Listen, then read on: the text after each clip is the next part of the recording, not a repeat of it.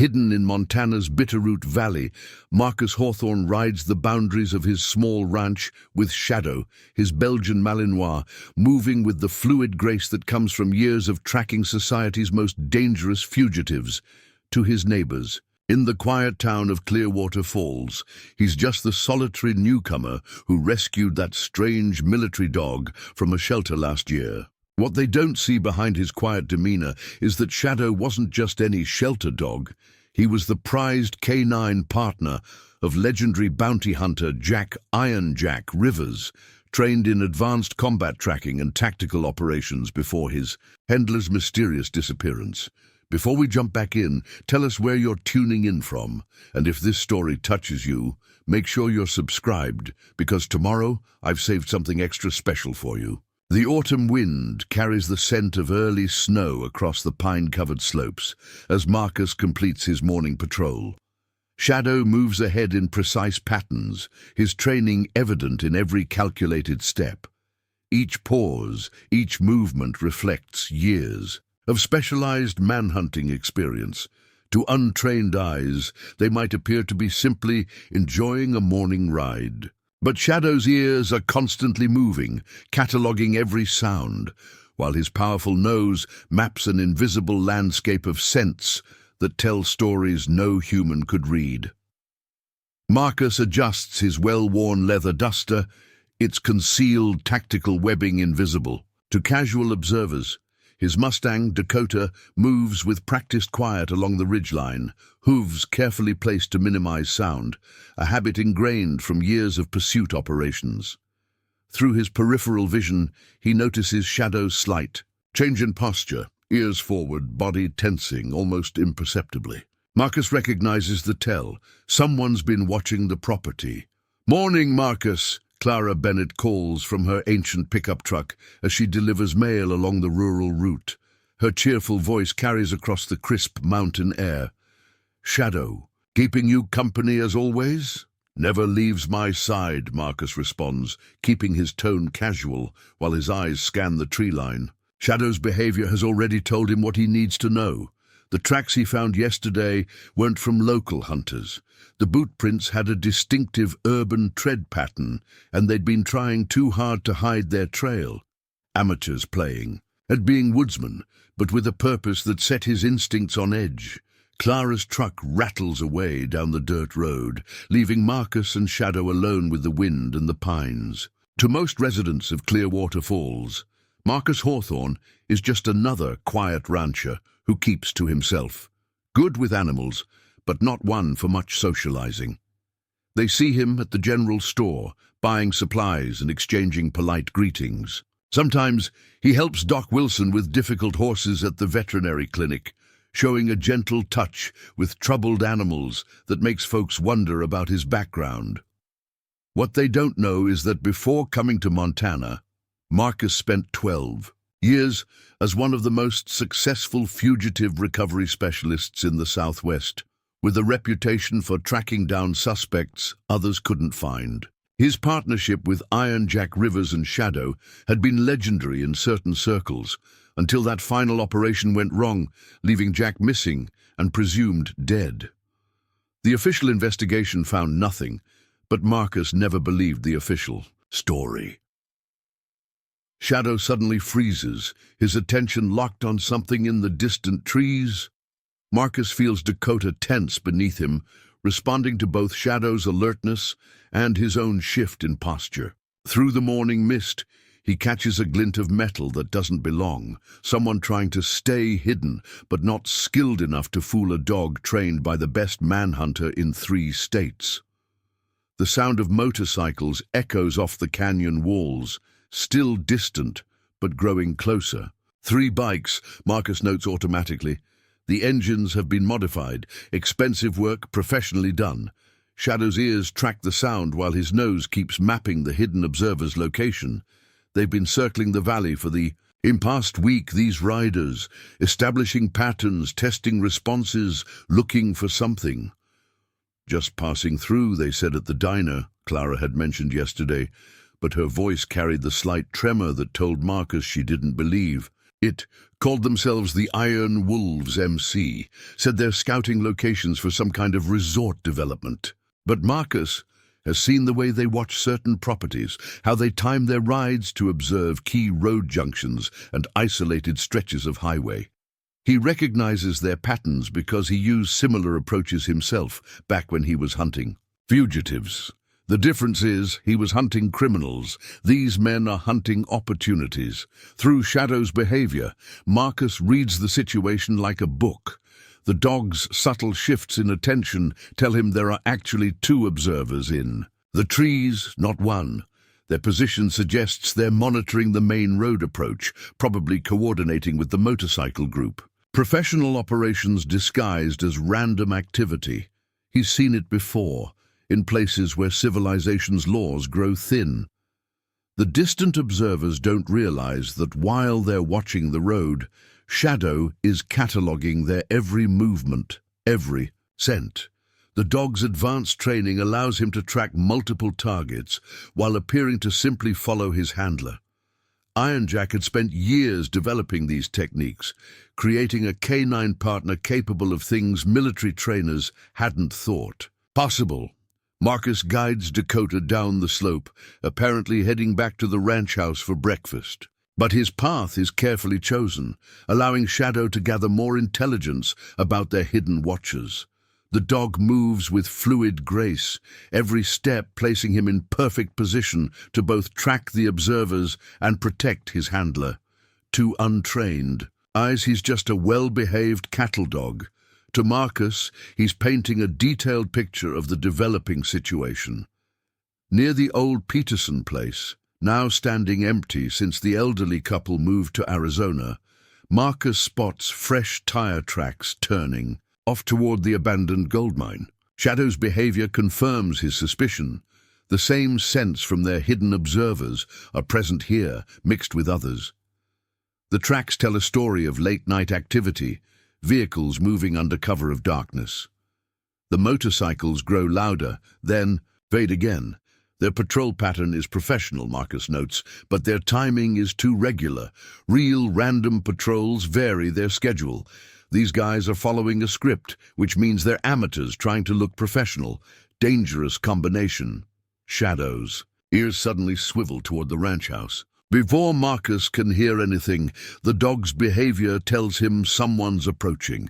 Moments later, Ben Wilson's old Ford pickup appears around the bend. The veterinarian raises a hand in greeting, but his face carries concern. "Thought I might find you out here," Ben calls as he pulls up. "Got something you should know about." He glances around before continuing, lowering his voice. "Had some fellows asking about Shadow yesterday. Said they were interested in buying trained dogs for security work. But the questions they were asking, they knew things about military canine programs that civilians shouldn't know." Marcus keeps his expression neutral, but his mind is already connecting dots. Shadow presses against his leg, a behavior that might look like simple affection, but actually places the dog in perfect position to react to any threat. The Iron Wolves' sudden interest in the valley, the hidden observers, and now people asking about Shadow. Pieces of a puzzle starting to form a picture he's seen before. "Thanks for letting me know," Marcus responds carefully. "Shadow's not for sale, but I appreciate the heads up." Ben nods, understanding the unspoken message. In small communities like Clearwater Falls, information flows through trusted channels. The veterinarian has just confirmed Marcus's suspicions that something larger is developing. As Ben's truck disappears around the bend, Marcus surveys the valley spread out below. Shadow remains alert, his powerful senses continuing to map their surroundings. The morning sun catches the first snowflakes drifting down from heavy clouds, but neither man nor dog seems to notice the cold. They've worked in far worse conditions, tracking far more dangerous quarries. Back at the ranch house, Marcus reviews his morning findings while Shadow maintains his vigilant watch. The dog's attention briefly shifts to the kitchen window, where his acute hearing picks up the sound of a vehicle approaching long before it becomes visible. The subtle change in Shadow's posture tells Marcus everything he needs to know. It's Sarah Martinez, the local sheriff's deputy, making her weekly patrol of the outlying properties. Sarah's cruiser kicks up dust as it pulls into the ranch yard. Marcus notes how she parks with a clear view of all approaches. Old habits from her time in law enforcement SWAT. She's one of the few people in the valley who seems to recognize. There's more to Shadow than meets the eye. Quite the welcome committee, Sarah comments, nodding toward Shadow as she steps out of her vehicle. The dog maintains his alert but relaxed posture, a behavior that might look casual to others, but tells Marcus that Shadow has already checked the deputy's vehicle for any hidden passengers or threats. He's particular about his friends, Marcus responds, watching how Shadow's ears track something in the distance that neither human can hear yet. Any word on those break-ins over at Thompson Place? Sarah's expression tightens slightly. Nothing concrete, but these iron wolves showing up right when local properties start having problems seems like more than coincidence. She pauses, choosing her words carefully. Sheriff seems awfully quick to write everything off as tourist season troubles. Marcus processes this information, remembering similar patterns from his fugitive recovery days. Criminal organizations often test local law enforcement's response before making bigger moves. Shadow's subtle shift in attention confirms his handlers' suspicions. More bikes approaching, but from a different direction than their usual patrol route. They're getting bolder, Sarah observes as the sound of motorcycles grows louder, running patrols like they own the place, like they're...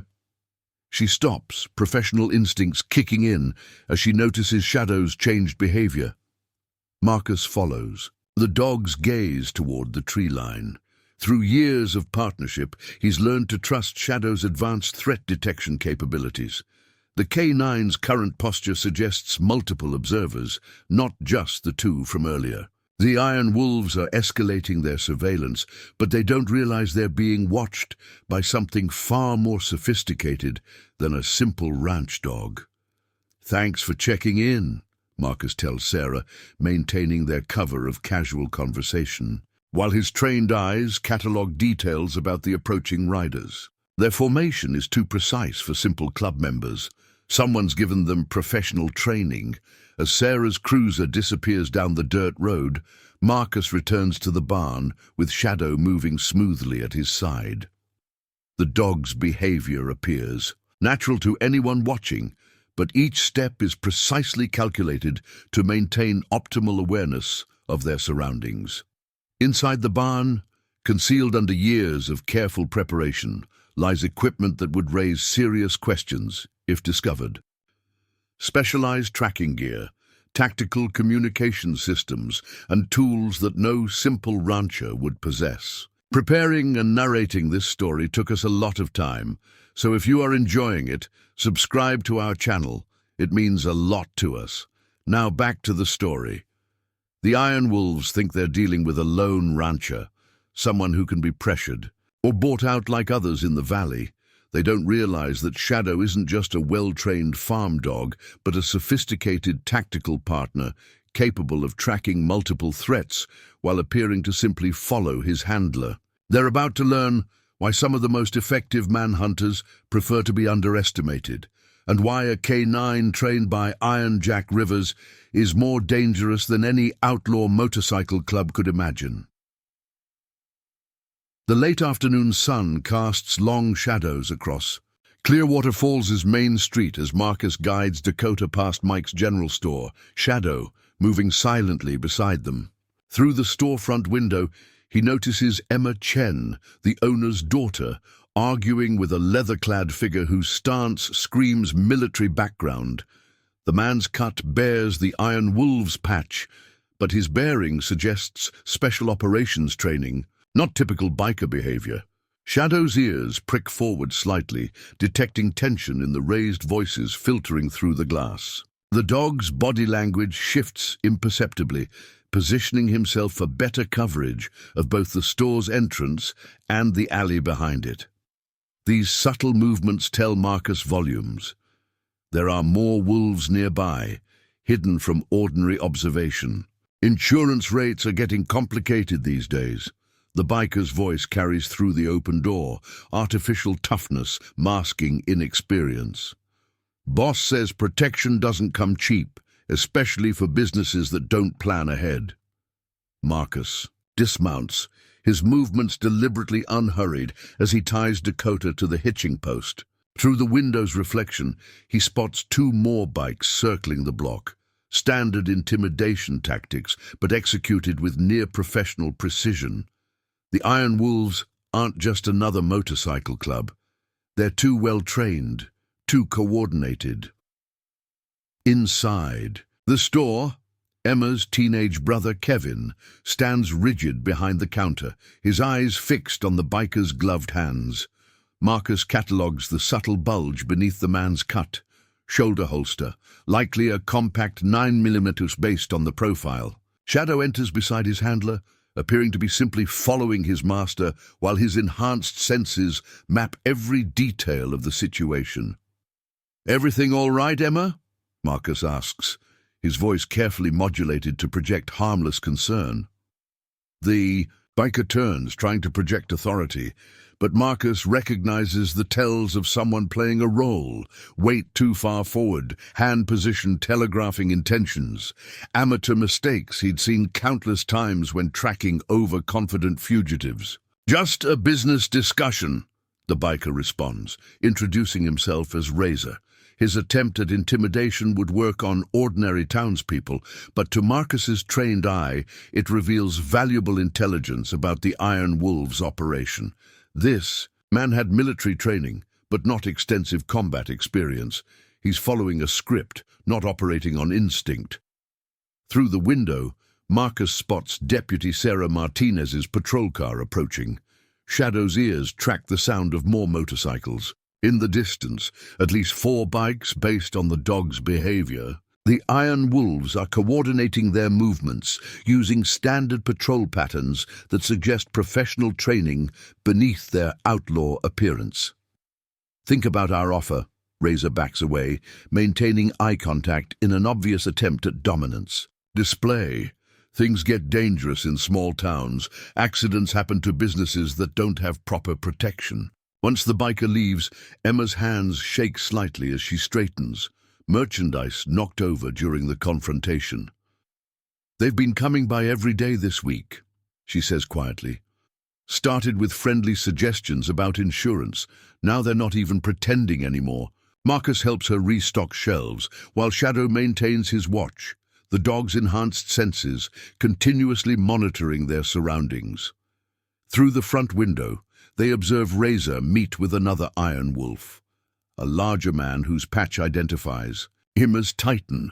Their conversation appears casual, but Marcus recognizes the hand signals they exchange. Military code, suggesting these men have formal training they're trying to hide. "Your dad around?" Marcus asks, noting how Kevin still hasn't relaxed his vigilant posture behind the counter. "Gone to Seattle," Emma responds, her voice carrying barely controlled anger. "Supply runs," he said, but after they visited last week, they talked about how his trucks might have accidents on mountain roads. She stops, hands clenching around a can of beans. "He's never missed my brother's baseball games before." Sarah Martinez enters the store, her arrival timed to appear random, but Marcus recognizes coordinated surveillance when he sees it. The deputy's eyes meet his briefly, a subtle signal passing between them. 3 fingers brushed against her leg, military code meaning multiple hostile teams observed. "Quite the welcoming committee out there," Sarah comments, seemingly casual as she gets coffee. Through the window they watch more Iron Wolves arrive. 6 bikes now, their formation maintaining tactical spacing without appearing to do so.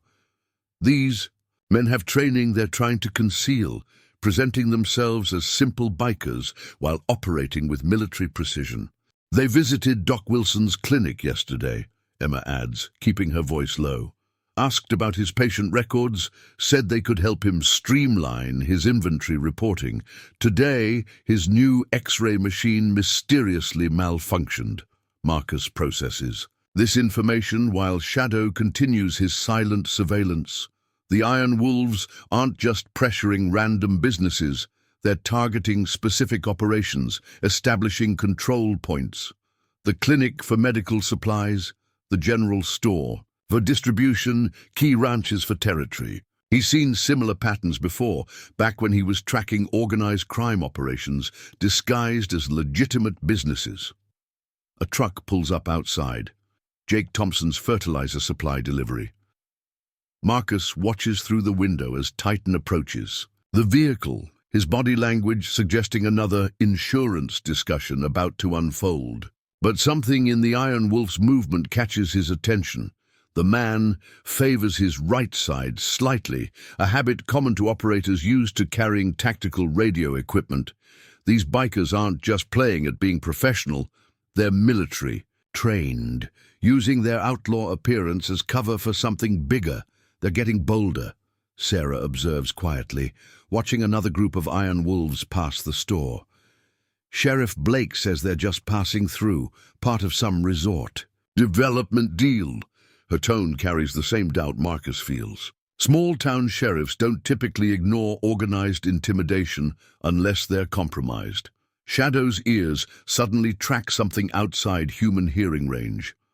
Moments later, a black SUV with tinted windows appears, moving slowly past the store. Marcus notes the vehicle's details automatically. Recent model, custom suspension, reinforced frame suggesting armor modification, not typical tourist transportation. The SUV stops briefly beside Titan's bike. Through the store's security mirror, Marcus observes the window lower just enough for a conversation. Shadow's behavior confirms his suspicion, the dog's enhanced. Senses detect multiple occupants, likely armed based on his subtle shift to protective positioning. Military contractors, Sarah murmurs, her SWAT training helping her recognize the signs. But what are professional operators doing with a motorcycle club in Montana? Before Marcus can respond, more bikes roar past the store. Newer members. Their patches still too clean, their formation less practiced. The Iron Wolves are growing, establishing a stronger presence in Clearwater Falls, but their expansion feels too coordinated, too professional for typical outlaw bikers. Kevin returns from the storeroom, his young face tight with stress. They were at baseball practice yesterday, he tells his sister, just sitting there watching, making sure we got the message. Marcus helps Emma close the store, his movements deliberately unhurried, while his trained eye catalogues every detail of the Iron Wolves operation. Shadow maintains his vigilant watch, appearing to be simply waiting for his master, while his advanced training allows him to track multiple threads simultaneously. Through the gathering dusk, Marcus guides Dakota back toward his ranch, Shadow moving silently beside them. His mind processes the day's intelligence, military-trained bikers, professional contractors, compromised law enforcement, systematic pressure on key businesses. The pattern suggests something bigger than simple territorial expansion. His satellite. Phone vibrates. A secure message from contacts he's maintained since leaving fugitive recovery. The intelligence confirms his suspicions. Cartel activity detected in the region, multiple organizations showing interest in establishing new supply. Rotes, the Iron Wolves aren't just another motorcycle club. They're advanced forces for something bigger. Near the old mining road, Shadow freezes momentarily, his enhanced senses detecting something hidden from human observation. Marcus follows the dog's cue, adjusting their path to investigate while appearing, to simply enjoy an evening ride. The tracks they discover tell an interesting story, heavy vehicles moving under cover of darkness, professional attempts to hide their passage that would fool anyone without specialized tracking experience. The pieces start fitting together. The Iron Wolves' military precision, their systematic pressure on specific businesses, the professional contractors lurking in shadows. They're not just intimidating locals, they're establishing infrastructure, creating distribution networks disguised as legitimate business development. As night settles over the valley, Marcus reviews his findings in the ranch house, while Shadow maintains his watch. The dog's behavior confirms movement in the darkness. More bikes arriving, new members with fresh patches, but professional bearing. The Iron Wolves are growing stronger, more confident in their control over Clearwater Falls.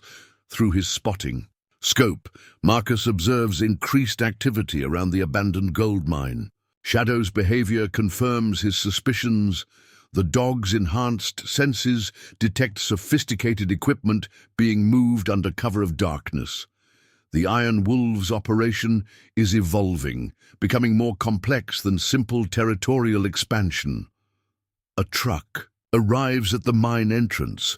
Marcus recognizes Tom Fletcher's construction company logo. The elderly contractor stands rigid as Titan explains something, hands clenched at his sides. Through years of tracking fugitives, Marcus learned to read body language like others read books. Tom's posture screams unwilling cooperation. They're demanding we handle their special projects, Tom had confided earlier at the feed store, voice barely above a whisper. Said accidents happen to companies that don't maintain proper safety standards. My crews, they've got families. Shadows. Ears suddenly track movement in the underbrush. Another observer, this one more skilled at concealment. The dog's behavior tells Marcus this isn't an Iron Wolf. The scent signature suggests professional training, possibly military or law enforcement. Someone else is watching the watchers.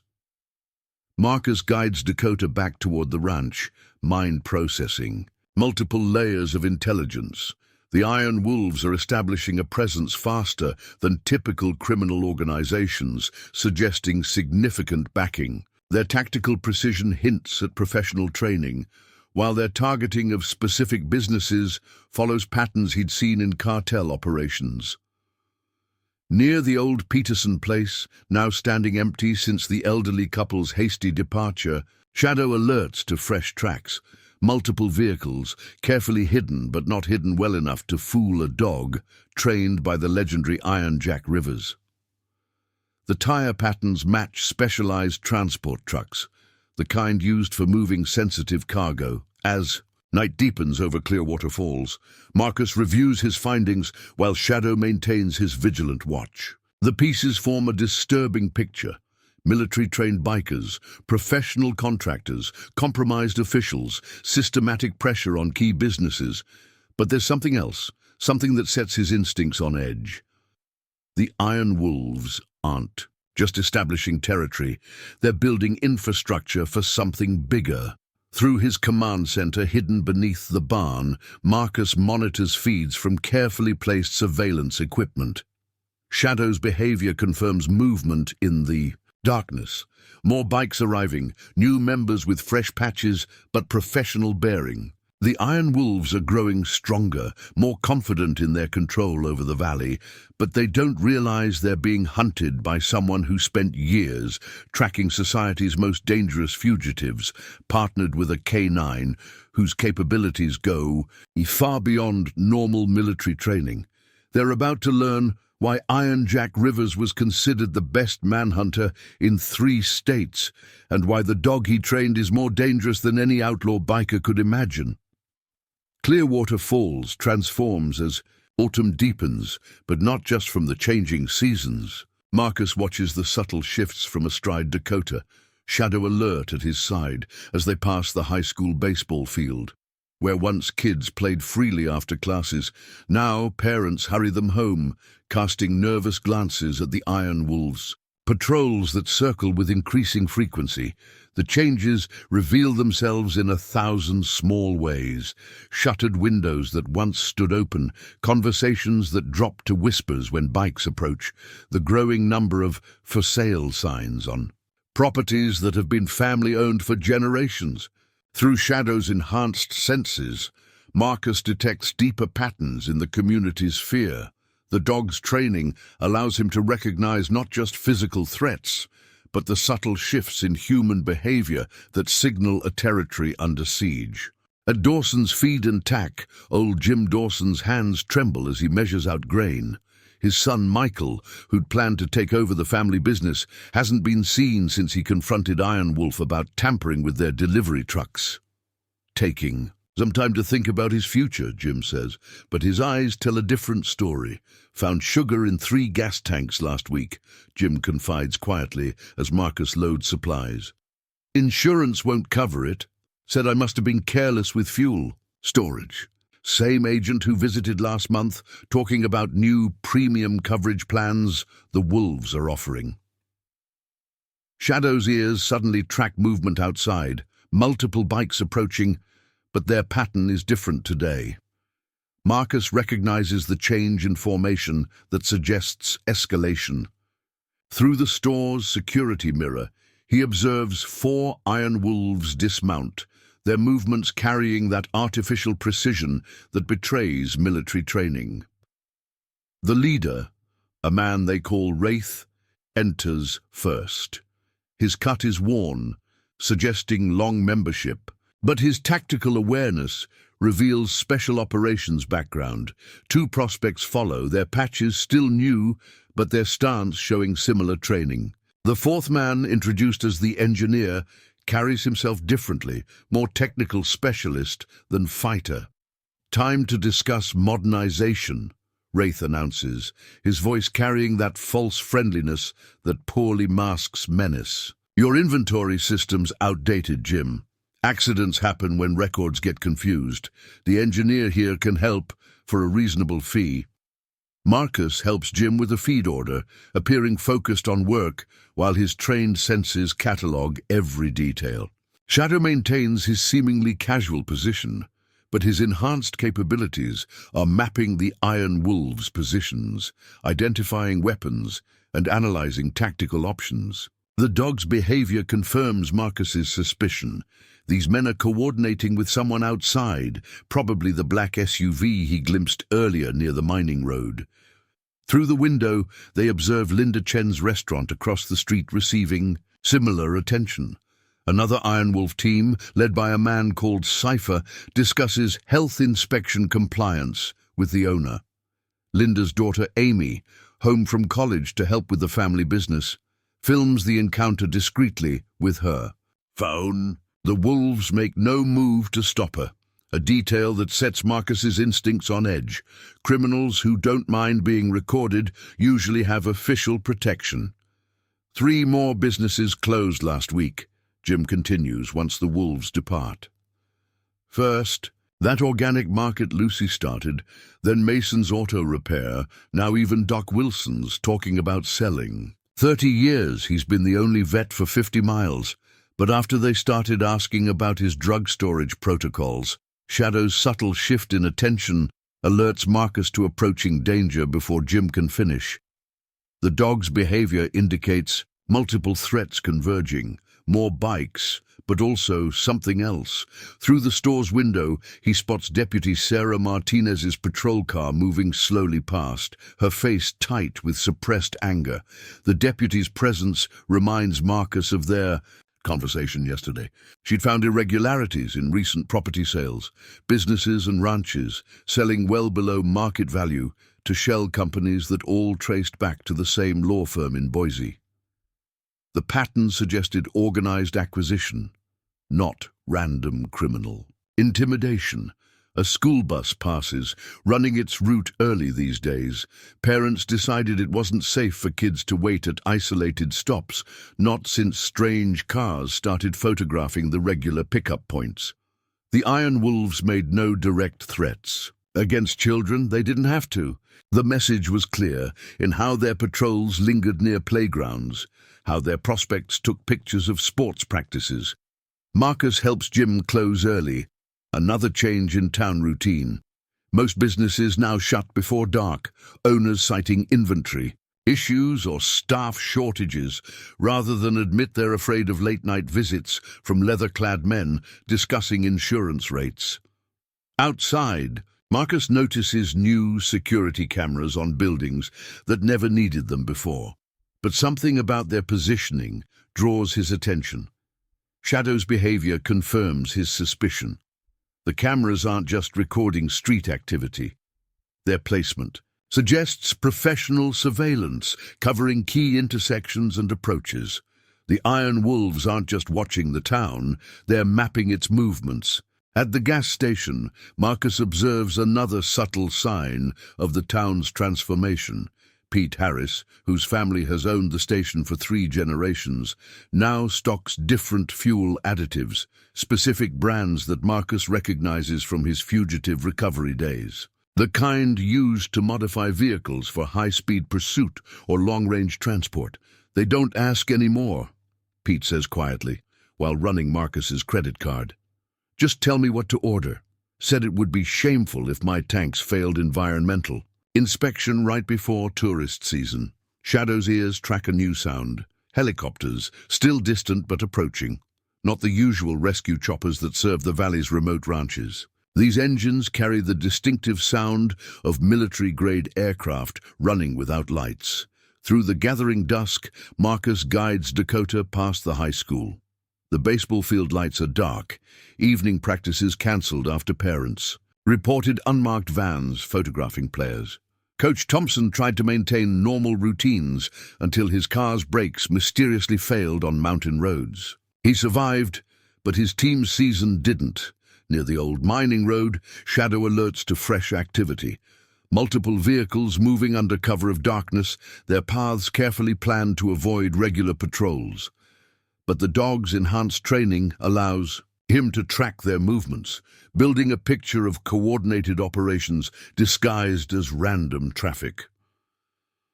Marcus passes Linda's restaurant again as she closes for the night.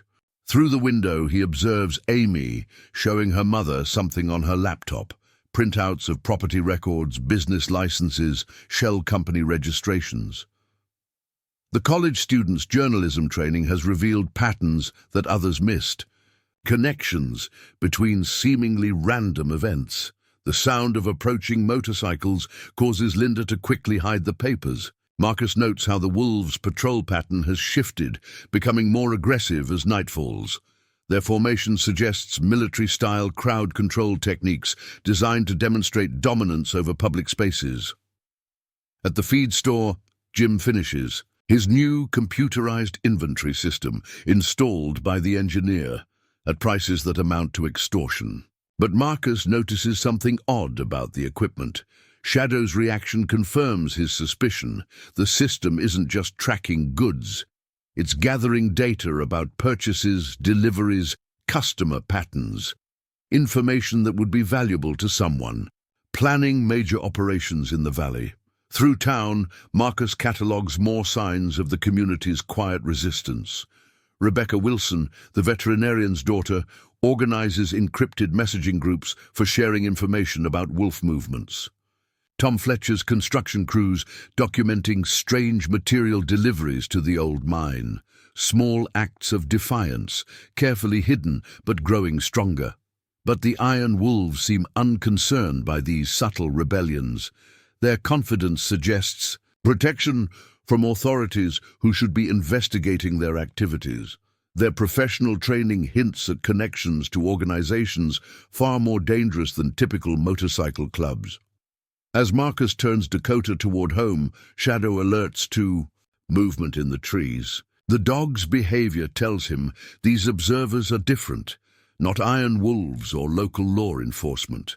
Their concealment techniques suggest federal agents, watching the watchers with professional interest.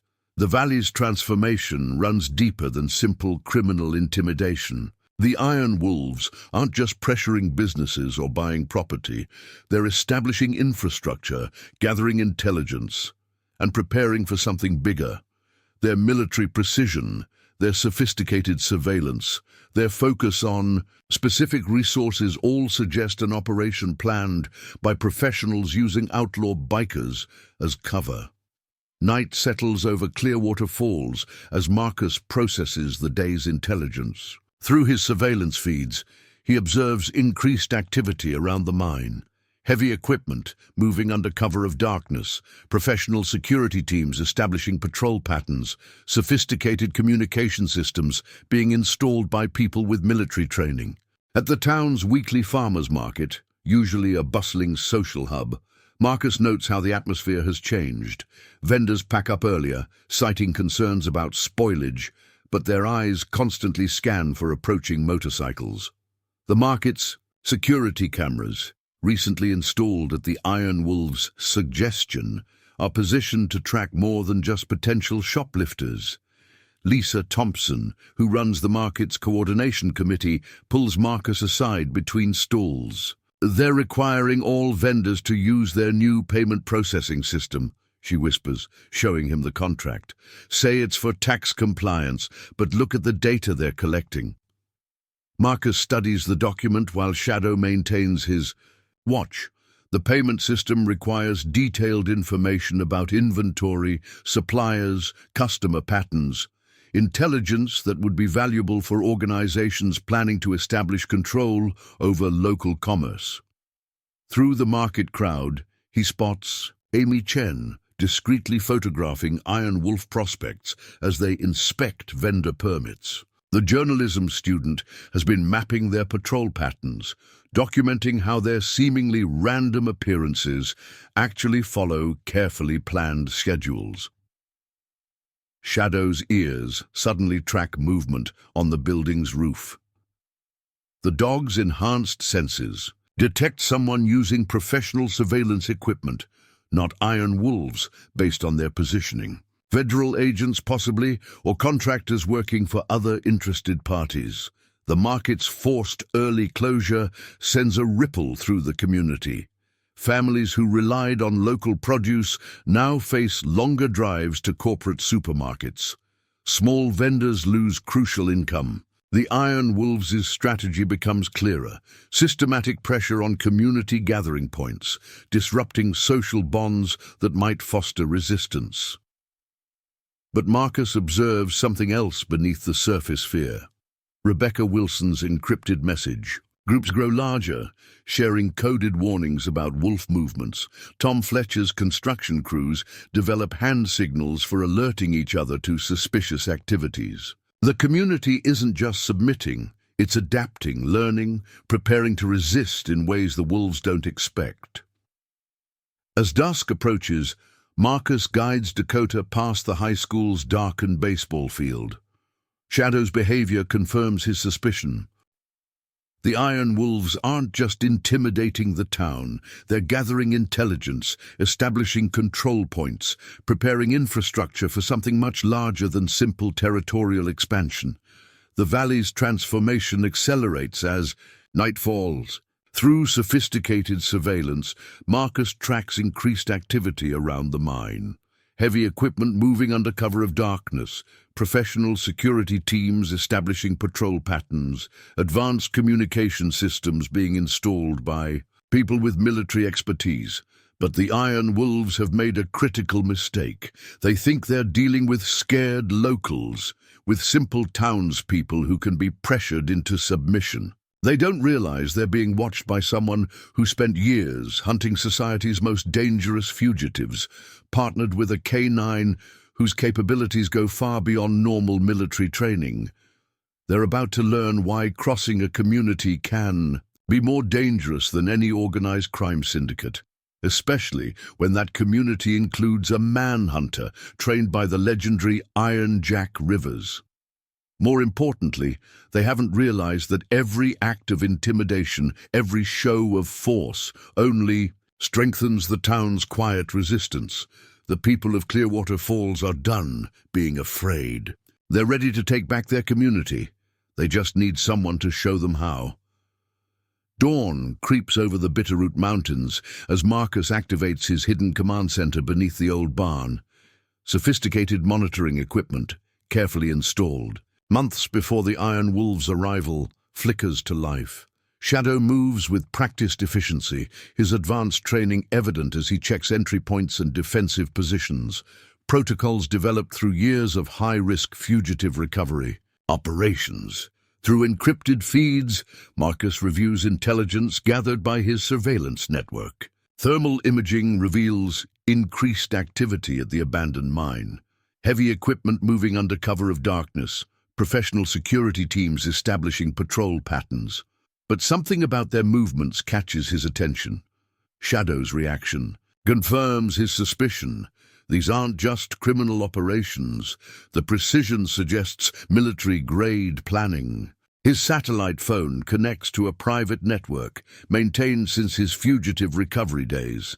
Authentication protocols flash across screens as he accesses deeper layers of intelligence. Financial traces link shell companies, property purchases, strategic acquisitions, pieces of a larger puzzle starting to form a disturbing picture.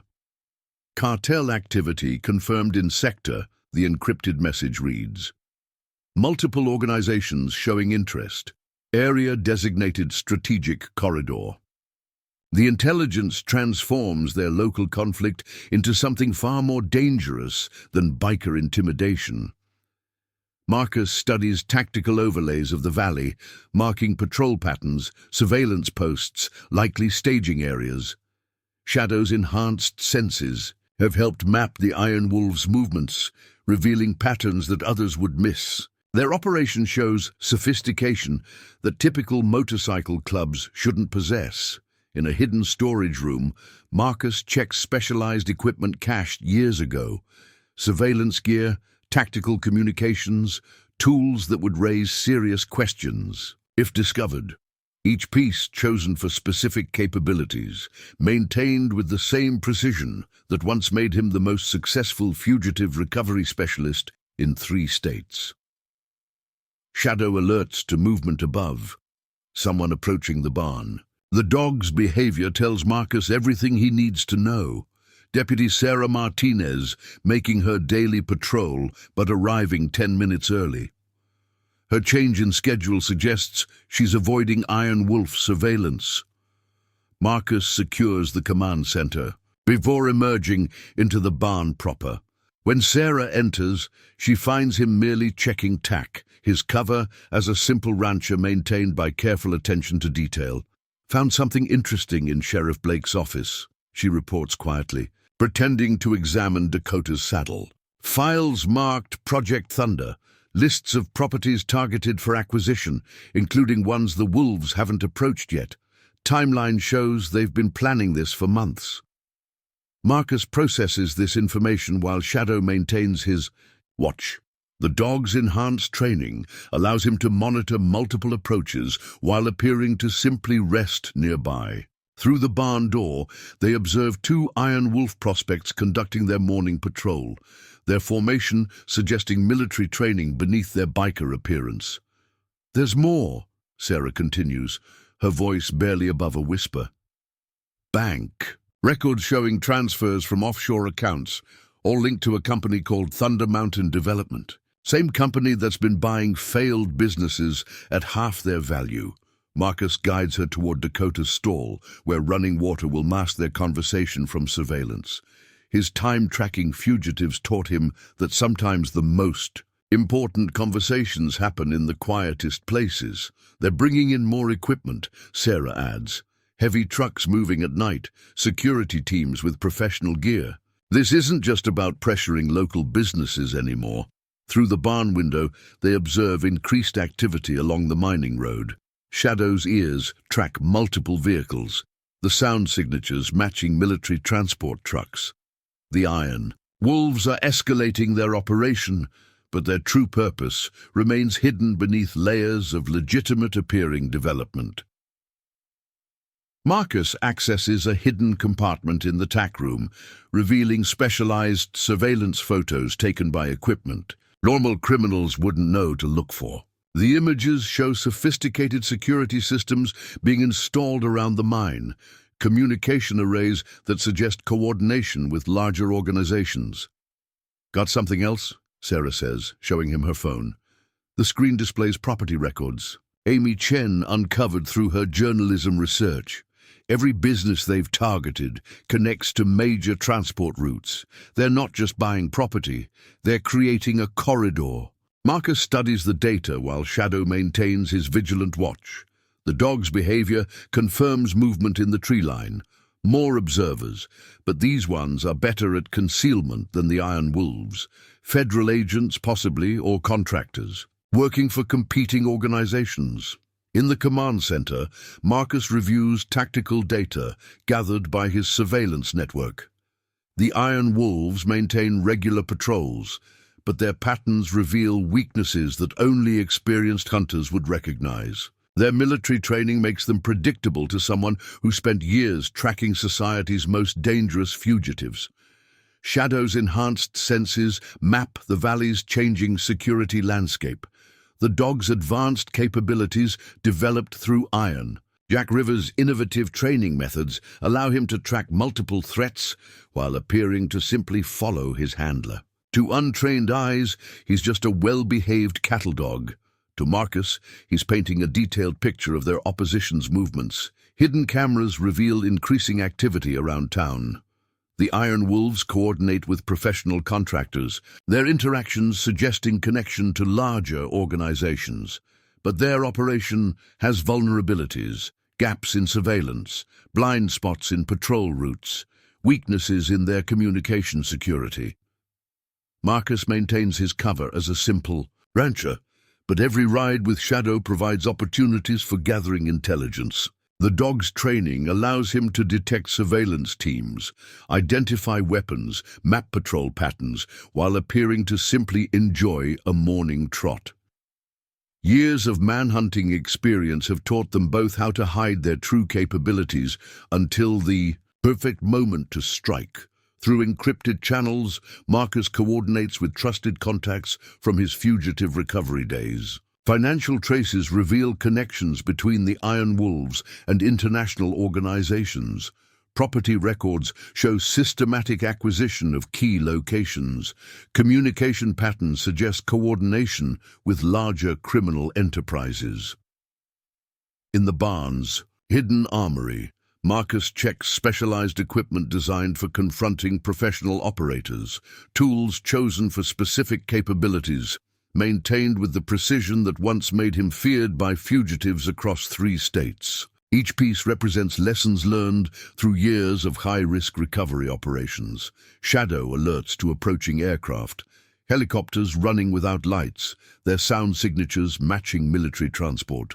Through sophisticated monitoring systems, Marcus tracks increased activity around the mine.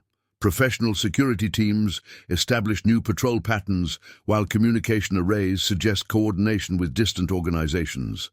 But the Iron Wolves have made crucial mistakes. Their military training makes them overconfident, relying on protocols that experienced hunters know how to exploit. They think their sophisticated equipment makes them invulnerable, never suspecting that someone might have better technology already in place. Most importantly, they haven't realized that every patrol, every surveillance operation, every show of force provides more intelligence about their weaknesses. Marcus and Shadow aren't just observing, they're hunting, methodically building a picture of their opposition's vulnerabilities.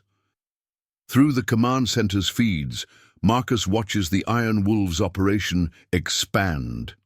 More bikes arrive daily, prospects with fresh patches but professional bearing. Security teams establish new positions, while communication systems suggest connection to larger organizations. But beneath their show of strength, patterns emerge that only experienced trackers would recognize. Shadow's behavior confirms movement near the mine entrance, vehicles arriving under cover of darkness, their thermal signatures suggesting armored transport. The Iron Wolves are preparing for something bigger than simple territorial expansion. Their military precision, their sophisticated equipment, their focus on specific resources all suggest an operation planned by professionals using outlaw bikers as cover. Marcus reviews tactical overlays showing patrol routes, surveillance posts, likely staging areas. Each piece of intelligence gathered through careful observation, each weakness identified through years of manhunting experience. The Iron Wolves think they're dealing with simple locals, never suspecting they're being hunted by someone who spent years tracking society's most dangerous fugitives. As evening approaches, Marcus conducts final equipment checks while Shadow maintains his watch. Through sophisticated surveillance, they monitor increased activity around town. The Iron Wolves coordinate with professional contractors, their interactions suggesting connection to larger organizations. But their operation has vulnerabilities, gaps in coverage, blind spots in security, weaknesses that experienced hunters know how to exploit. The hunter and his canine partner aren't just preparing. They're methodically dismantling their oppositions. Security, gathering intelligence that will prove crucial when the time comes to strike. In a specially shielded room beneath the command center, Marcus calibrates sensitive monitoring equipment. Years of hunting high-tech fugitives taught him that sometimes the most valuable intelligence comes from electronic signatures that others miss. Shadow's behavior confirms nearby surveillance attempts. The Iron Wolves are using sophisticated scanning equipment, but their signals create patterns that experienced hunters can detect. His workbench holds tools that reveal his true expertise.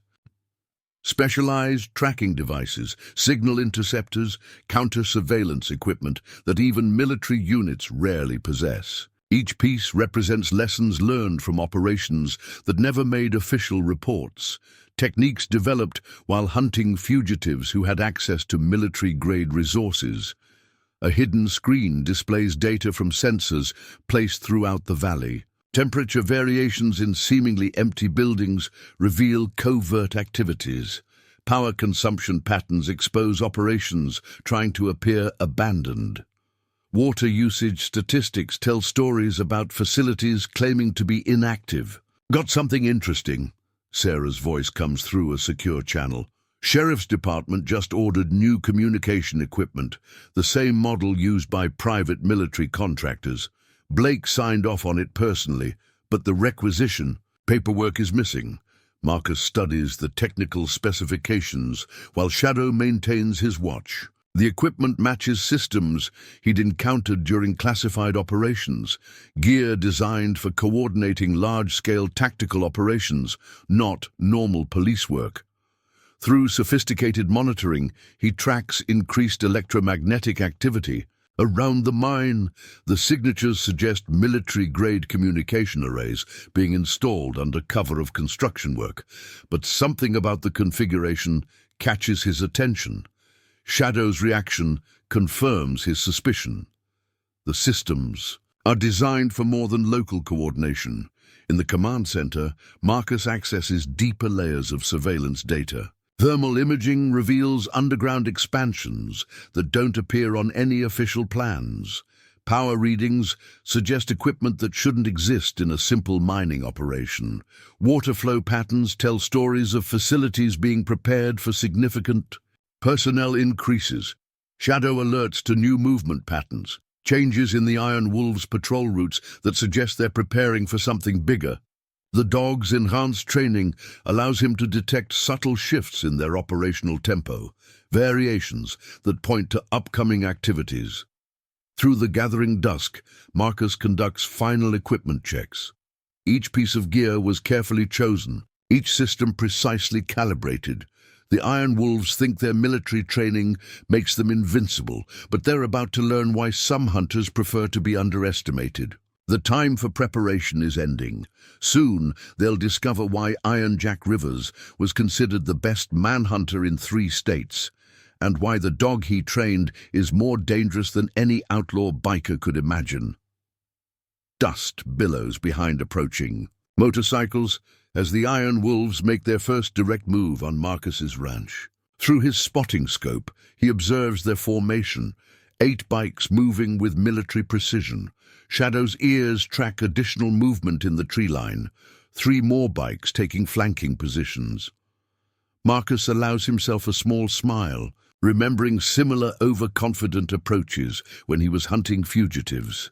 The lead rider kills his engine, the sudden silence heavy with tension. The patch on his cut identifies him as Viper, but Marcus recognizes the name from intelligence briefings. Former Special Forces operator, now working as a coordinator for private military contractors. His lieutenants spread out in what they think is tactical formation, Razor and Storm to the west, Cypher covering the eastern approach, two prospects hanging back to watch the road. Shadow maintains his relaxed posture beside Marcus on the porch, appearing to be simply a well-trained ranch dog. But his enhanced senses map every position, every weapon, every subtle movement of the Iron Wolves' attempted intimidation display. Through years of tactical operations, the dog has learned to appear harmless while remaining ready to react with explosive speed. "Mr. Hawthorne," Viper's voice carries that false charm that poorly masks predatory intent. "Beautiful morning for a ride." His boots crunch on gravel as he approaches the porch steps, stopping just short to look up. A calculated position meant to establish dominance. The attempt would be laughable to anyone with real combat experience. "Quite a welcoming committee," Marcus responds, letting a slight tremor enter his voice while his trained eyes catalogue details. Shoulder holsters under their cuts, radio equipment poorly concealed, formation that leaves multiple blind spots. Amateur mistakes that would embarrass any proper tactical instructor. "We're businessmen." Viper spreads his hands in a gesture of reasonable negotiation that Marcus had seen countless times from overconfident targets. "Here to discuss an opportunity. The valley's changing. Smart folks are getting on board early." Behind him, Razor shifts his leather cut, deliberately displaying his weapon. Marcus catalogues it automatically. Modified Glock, poor grip technique, at least 3 seconds to draw from that position. The others carry similar hardware, all displayed with the same clumsy attempt at intimidation that screams more training, film than actual combat experience. 5 million, Viper continues, his smile never reaching his eyes. "Well above market value because we respect what you've built here." He gestures at the ranch. "Place like this needs proper development, proper security. Lots of accidents can happen in remote areas." Shadow's ears suddenly track movement, someone approaching from the barn. The dog's behavior tells Marcus it's Deputy Sarah Martinez, her arrival timed perfectly based on their established protocols. The Iron Wolves tense slightly at her unexpected appearance. Razor takes 2 steps forward, hand drifting toward his weapon, but Viper waves him back. "Deputy," Viper's voice carries forced patience, "wasn't expecting law enforcement interest in a simple business discussion." "Just making my rounds," Sarah responds casually, but Marcus notes how she positions herself with clear lines of fire. Her SWAT training shows in subtle ways that the bikers miss. Lots of interesting business happening in the valley lately. Through his enhanced hearing, Marcus catches fragments of radio chatter from one of the prospects. "Convoy confirmed loading at Thunder Point. Need cleanup at Checkpoint 3. Viper's expression flickers for just a moment. Annoyance at the operational security breach. Shadow's posture shifts imperceptibly as 3 black SUVs approach from the north. Through the morning haze, Marcus spots details that casual observers would miss. Custom suspensions, reinforced frames, communication. Arrays hidden beneath civilian appearances. Professional transport vehicles disguised as tourist traffic. "Think about the offer." Viper backs away, maintaining eye contact. 5 million buys a lot of peace of mind, lots of security, lots of insurance. The threat hangs in the air like gun smoke. The bikers mount up with practiced coordination, but Marcus notices how they split at the road, 5 heading toward town, 3 turning north toward Thunder Point. Another piece of their operational pattern was revealed. Through sophisticated surveillance, he observes increased activity at their staging areas. The Iron Wolves are mobilizing in force, preparing to take what they want. "They're watching the clinic," Sarah says quietly once the bikes are gone. "Men I've never seen before, taking pictures, making notes. This morning they..." She stops, hands tight on her belt. "Tell me." "Found something in the computer they installed at Thompson's store." Marcus keeps his voice gentle, while his mind calculates angles, options, strategies. Hidden program tracking customer purchases, especially medical supplies. Yesterday they... Destroyed Doc Wilson's inventory records, said it was a computer virus, but the timing... They're trying to force him out. Sarah's voice hardens, just like the others, just like what happened in Riverdale last year. Her hand brushes her tactical radio, a gesture that speaks volumes about compromised law enforcement communications. Shadow moves to the window, watching dust clouds fade on the horizon. The dog's enhanced training allows him to track multiple threats while appearing to simply observe. Marcus studies their surveillance feeds, noting how the Iron Wolves' patrol patterns have shifted since the confrontation. They're done playing nice, moving to the next phase of their operation. Through his command center, Marcus monitors increased chatter on their radio frequencies. The Iron Wolves are coordinating with someone outside their organization. Voices, speaking with professional tactical precision, discussing supply lines and control points. This isn't just about buying property. They're establishing infrastructure for something bigger. Got reports from Clearwater Falls. Sarah's voice carries controlled anger. They're not even pretending anymore. Walked into Mason's auto, said his inspection certificates might need review. Told Emma Chen her restaurant's health permits could be suspended. Sheriff Blake just watches, says it's not our jurisdiction. Marcus guides her inside, mind working on multiple levels. The threats aren't random. They're isolating key businesses, establishing control points, following patterns he'd seen before in operations run by much more dangerous organizations. The Iron Wolves are just the visible face, providing deniable assets for something darker. Shadow's ears suddenly track movement outside, more bikes approaching through the gathering dusk. Their formation is different now, more aggressive. Through his spotting scope, Marcus observes Viper coordinating with the occupants of another black SUV. The vehicle's thermal signature suggests armored modifications, while its communication array matches military specifications. They hit Thompson's feed store this morning, Sarah continues, spreading surveillance photos across the table. Broke Bill's arm when he tried to argue about their protection fees. The sheriff didn't even take a report. She pauses, fighting, tears. Bill worked that store for 40 years. His father built it. Marcus's satellite phone vibrates, encrypted message from his military contacts. Multiple cartels converging on sector. Heavy weapons observed, international buyers involved. Another message follows from Deputy Wilson. Sheriff ordered patrols away from northern roads tonight. Major shipment planned. Through the window, Marcus spots an expensive SUV with diplomatic plates pulling into the lumber yard. Men in suits that don't quite hide shoulder holsters emerge, meeting with Viper. Their bearing screams professional military contractor. The kind he'd encountered during classified operations, men who sold services to the highest bidder without asking questions.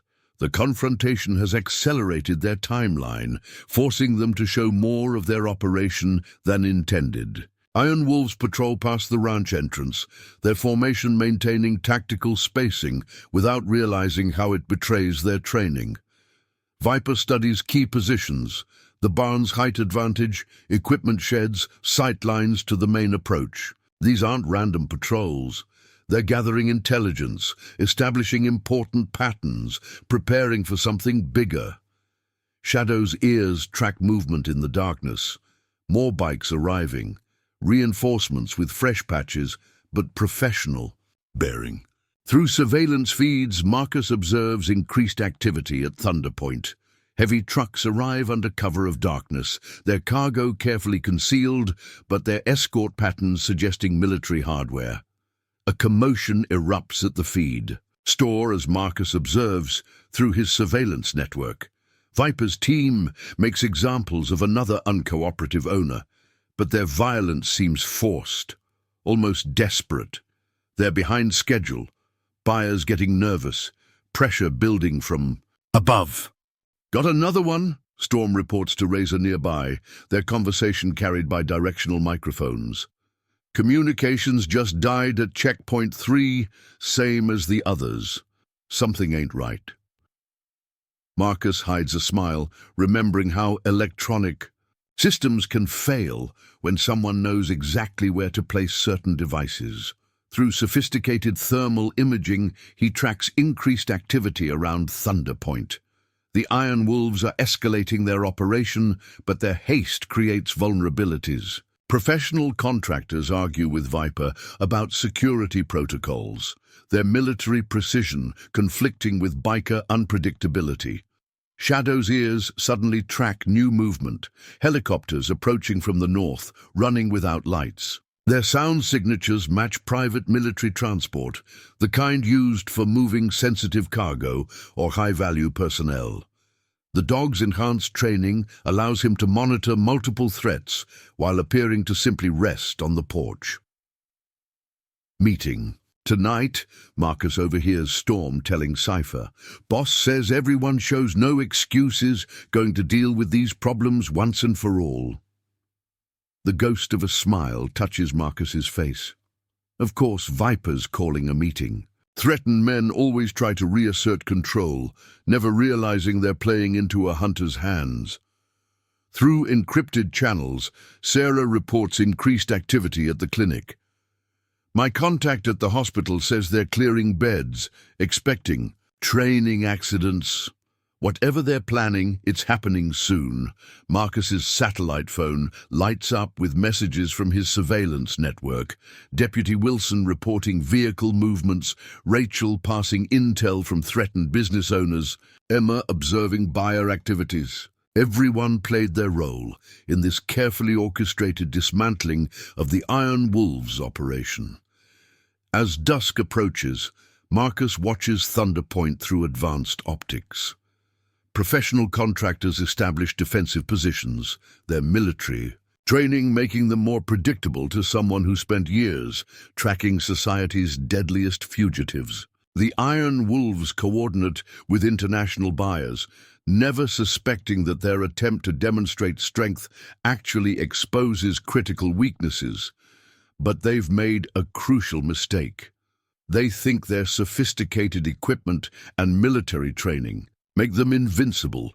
They don't realize they're being hunted by someone who wrote the book on tracking professional operators, partnered with a K9 whose capabilities were developed by the legendary Iron Jack Rivers himself. Tonight's meeting will change everything, but not in the way they expect. Thunder Point transforms into a hub of hidden activity as Marcus observes through advanced surveillance.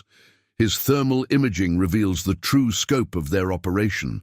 Not just the surface construction visible to casual observers, but an extensive network of underground facilities. Shadow's enhanced senses detect sophisticated equipment being moved under cover of darkness, the kind of hardware that shouldn't exist in a simple mining operation.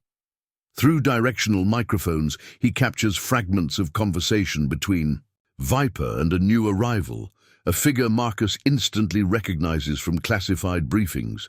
Victor Koslov, known arms dealer with connections to international terrorist organizations. His presence confirms suspicions that the Iron Wolves are merely the visible face of a much larger operation. Multiple vehicles approaching from the north, Sarah reports through encrypted channels. Heavy transport trucks, military configuration. Wait. She adjusts the thermal imaging. There's something else. Movement in the underground tunnels. They've got a whole secondary transport system we didn't know about. Marcus's satellite phone vibrates with confirmation from military contacts. Major players identified. Weapons cache significantly. Artillery, anti-tank systems, experimental prototypes, terrorist organizations among confirmed buyers. The intelligence transforms their local conflict into something far more critical. Thunder Point isn't just a staging area for biker intimidation, it's becoming a distribution hub for military-grade armaments. Through surveillance feeds, he watches Viper coordinate with Kozlov's security team. Their conversation, caught by directional microphones, reveals the true scope of their operation. The tunnel network extends 50 miles, perfect coverage for moving sensitive cargo. Local law enforcement is handled. By next month, we'll have distribution points across 3 states. Deputy Wilson's encrypted message adds another layer. Found something in Sheriff Blake's office. Financial records, offshore accounts. He's been on their payroll for months, fast-tracking property transfers, redirecting patrols. The corruption runs deeper than expected, reaching into multiple levels of local government. Got more. Sarah relays intelligence from their network. Medical supplies being stockpiled aren't just for accidents. They're setting up trauma centers, preparing for potential military-style conflicts. These people are expecting serious resistance. Marcus's enhanced audio system picks up fragments of argument between Viper and his contractors. Your amateur operation is compromising everything, a mercenary commander growls. International clients don't appreciate equipment failures and security breaches. Either fix it or we'll find someone more competent. Through his command center, he tracks multiple threats converging. Professional military contractors establish defensive positions around Thunder Point, their formation suggesting extensive combat experience. International buyers conduct their own surveillance, their security teams demonstrating training that far exceeds typical criminal organizations. The Iron Wolves patrol in increasingly erratic patterns, their confidence shattered by systematic equipment failures. Movement at the South Tunnel entrance, Sarah's coded message alerts. Heavy equipment, looks like they're installing something. Marcus adjusts his surveillance. Thermal imaging reveals sophisticated security systems being deployed. Military-grade motion sensors, infrared detection arrays. Someone's investing serious resources in this operation. His satellite feed captures new arrivals, unmarked helicopters landing at distant ranches, vehicles with diplomatic immunity moving through back roads. The operation's scale expands beyond anything local law enforcement could handle. This isn't just about controlling territory, it's about establishing a major hub for international arms trafficking. Got something else, Sarah reports, analyzing data streams. These property transfers, the way they're structured, it's not random. They're creating a corridor connecting multiple transport routes. The ranches, the clinic locations, even the general store. Everything's positioned to support major logistics, operations.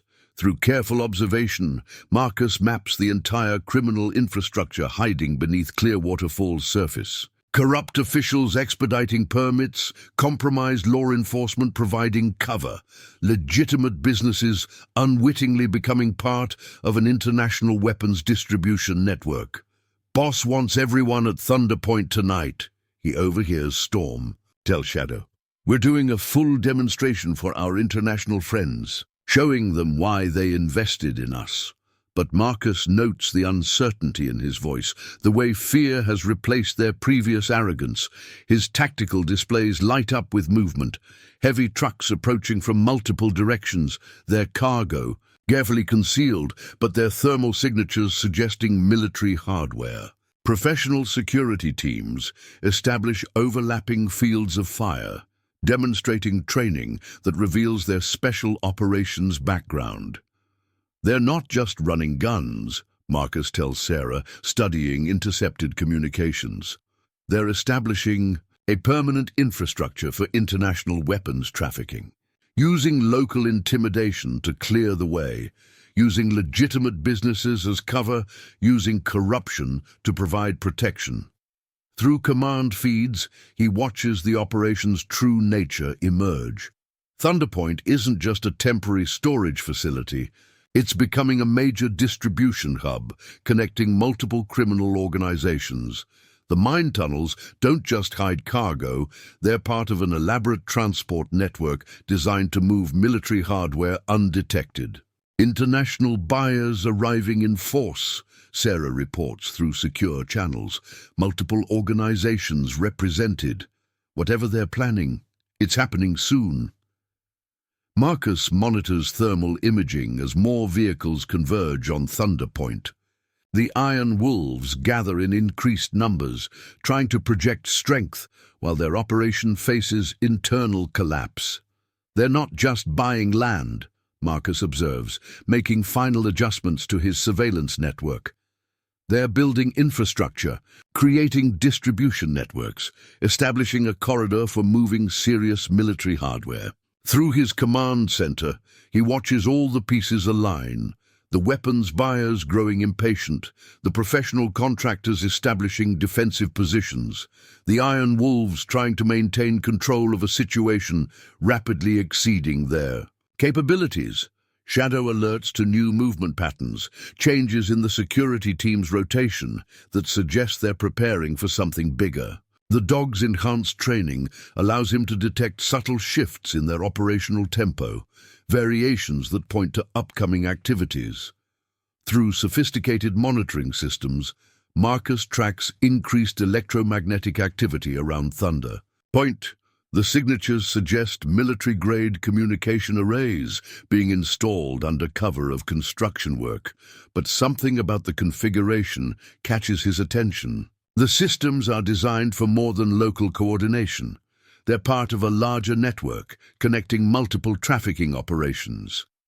The Iron Wolves think they're demonstrating power, but they're actually exposing their entire operation, revealing every connection, confirming every suspicion. Marcus hasn't just been gathering intelligence. He's been mapping an entire criminal network, documenting every connection, preparing to dismantle not just a local gang, but an international weapons trafficking operation.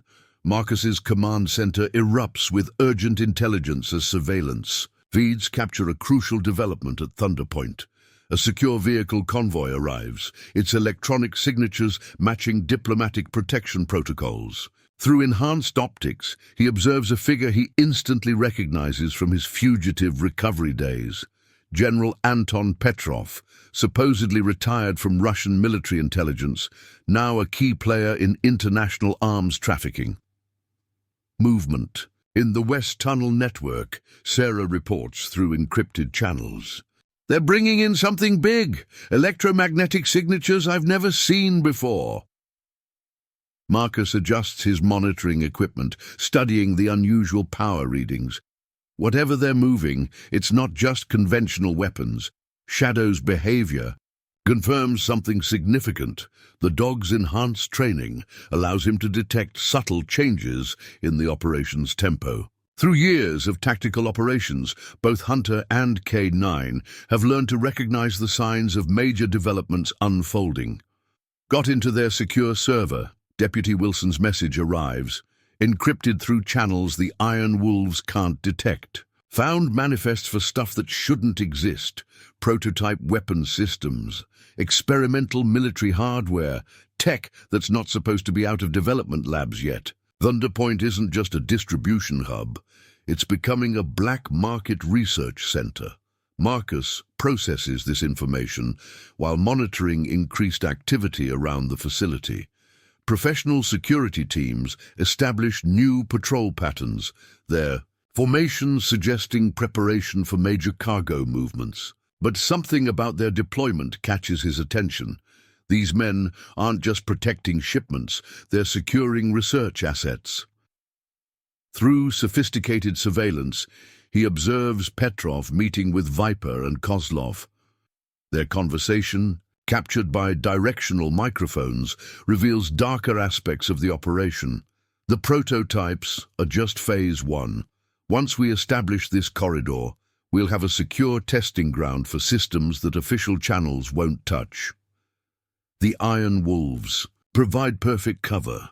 Who'd suspect breakthrough military research happening in a small-town biker operation? The implications send a chill through Marcus's professional detachment. Thunder Point isn't just a weapons trafficking hub. It's becoming a testing facility for dangerous experimental technology. The Iron Wolves are providing cover for something far more sinister than simple arms dealing. Tonight, they'll learn why some hunters prefer to remain invisible until the perfect moment to strike. The Ghost hasn't just been gathering evidence. He's been preparing to expose an operation that threatens national security itself.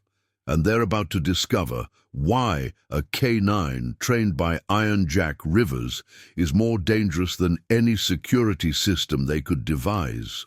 Pre-dawn light creeps over the Bitterroot Mountains as Marcus convenes a carefully selected group in Doc Wilson's basement.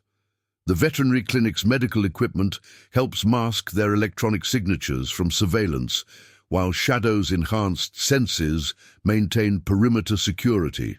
Each person present has been chosen for specific skills and unquestionable loyalty.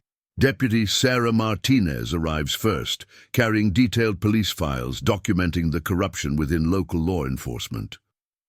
Sheriff Blake's completely compromised, she reports, spreading photographs across an examination table.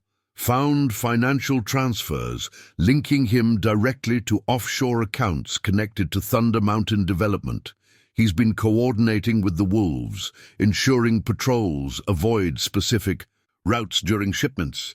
Tom Fletcher secures the perimeter before joining them, his construction experience evident in how he studies the building's structural details. "My crews documented everything," he says, displaying covert photos taken during their forced work at Thunder Point. Those aren't just storage facilities they're building underground. The power requirements, the specialized ventilation systems, it's all consistent with research laboratories. Through sophisticated monitoring, Marcus tracks Iron Wolf patrols while the meeting continues. Shadow's behavior confirms they're maintaining their regular schedule, never suspecting that the veterinary clinic has become a resistance operations center. Years of fugitive recovery taught Marcus that sometimes the best hiding places are in plain sight. "Got something interesting from my hospital contacts," Amy Chen reports, her journalism training evident in her organized presentation.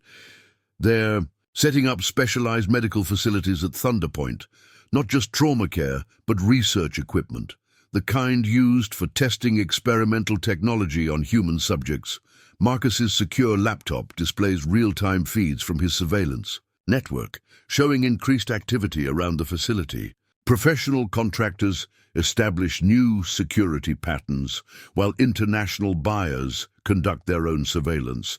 But beneath their show of strength, weaknesses emerge that only experienced hunters would recognize.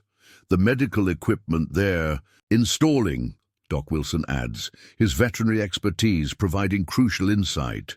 "Some of it matches systems I saw during my military service, gear designed for monitoring subjects under extreme conditions. Whatever they're planning goes beyond weapons testing."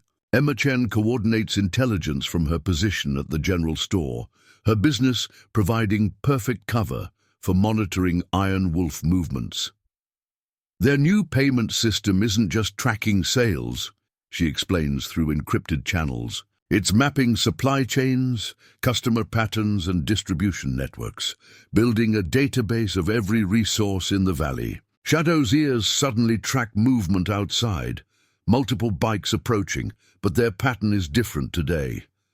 Marcus recognizes the change in formation that suggests the Iron Wolves are escalating their operations. Through the clinic's security cameras, they observe 4 bikes pass by, their riders scanning buildings with professional attention. "They're getting nervous," Sarah observes, noting how the bikers' previously confident posture has become more aggressive. Equipment keeps failing, schedules get disrupted, security gets compromised. They don't understand what's happening. Marcus's satellite phone vibrates with confirmation from military contacts. Evidence of experimental weapons testing discovered at similar facilities in 3 countries. International authorities are preparing response teams, but they need actionable intelligence about Thunder Point's operation. "My contact at the VA confirmed what we suspected," Rebecca Wilson reports, showing satellite imagery on her laptop. "Those aren't just regular weapons, they're moving through the tunnels. We're seeing signatures consistent with prototype military systems, the kind of hardware that attracts serious attention from intelligence agencies." Through command feeds, Marcus monitors the operation's increasing pressure points. Equipment failures create delays. Delayed shipments anger buyers. Angry buyers demand answers from increasingly stressed commanders. The entire criminal enterprise shows signs of imminent collapse, exactly as planned. Got another one. Storm's voice carries frustration through intercepted communications. Communications just died at checkpoint 4, same as the others. Something ain't right. Marcus allows himself a small smile, remembering how electronic systems can fail when someone knows exactly where to place certain devices. Linda Chen's restaurant provides another perfect cover for their resistance operations. Medical deliveries, mask equipment movements, patient visits, conceal intelligence gathering, health inspections enable surveillance of key locations. Every aspect of their response carefully planned and professionally executed. Steele's calling for full mobilization. Tonight, Sarah relays intelligence from their surveillance network. All wolves ordered to Thunder Point. They're planning some kind of demonstration for the international buyers. Marcus processes this information, recognizing the opportunity it presents. Gathering all their targets in one location simplifies the operation's final phase. Through secure channels, he coordinates with trusted military contacts. Federal response teams stand ready, waiting for confirmation of international arms trafficking. Task force units prepare for coordinated intervention. Everything proceeded according to a carefully developed strategy. Remember, Marcus addresses his assembled team, including trusted allies throughout the valley. Timing is crucial. We're not just dealing with local criminals. These are professional operators with military training and international support. But they've made one critical mistake. They think they're hunting us, never realizing they're the ones being hunted. His command center displays real-time updates as pieces move into position. Trusted law enforcement establishing containment zones. Medical teams preparing for potential casualties. Surveillance networks documenting every aspect of criminal operations. A coordinated response developed through weeks of careful planning. They'll expect resistance, Marcus concludes, but not like this. Not from people they've underestimated. Not from a community they thought they could intimidate. Tonight, they'll demonstrate why some of the most effective counter-terrorism operations start with opponents they never considered a threat. Shadow's ears suddenly track new movement. Helicopters approaching from the north, running without lights. Their sound signatures match private military transport, suggesting another weapon shipment arriving. The dog's enhanced training allows him to detect sophisticated equipment being moved under cover of darkness. Through encrypted channels, coordinated resistance spreads throughout the valley. Rebecca Wilson's message groups share coded warnings about wolf movements. Tom Fletcher's construction crews develop hand signals for alerting each other to suspicious activities. Emma Chen's store documents criminal activities through strategically placed cameras. Meeting tonight at Thunder Point, Sarah reports through secure channels. Viper demands full attendance, says it's time to deal with whoever's behind these problems. Marcus allows himself another moment of satisfaction, knowing their predictable response plays directly into his planned endgame. The Ghost hasn't just been gathering allies, he's been building a professional response team.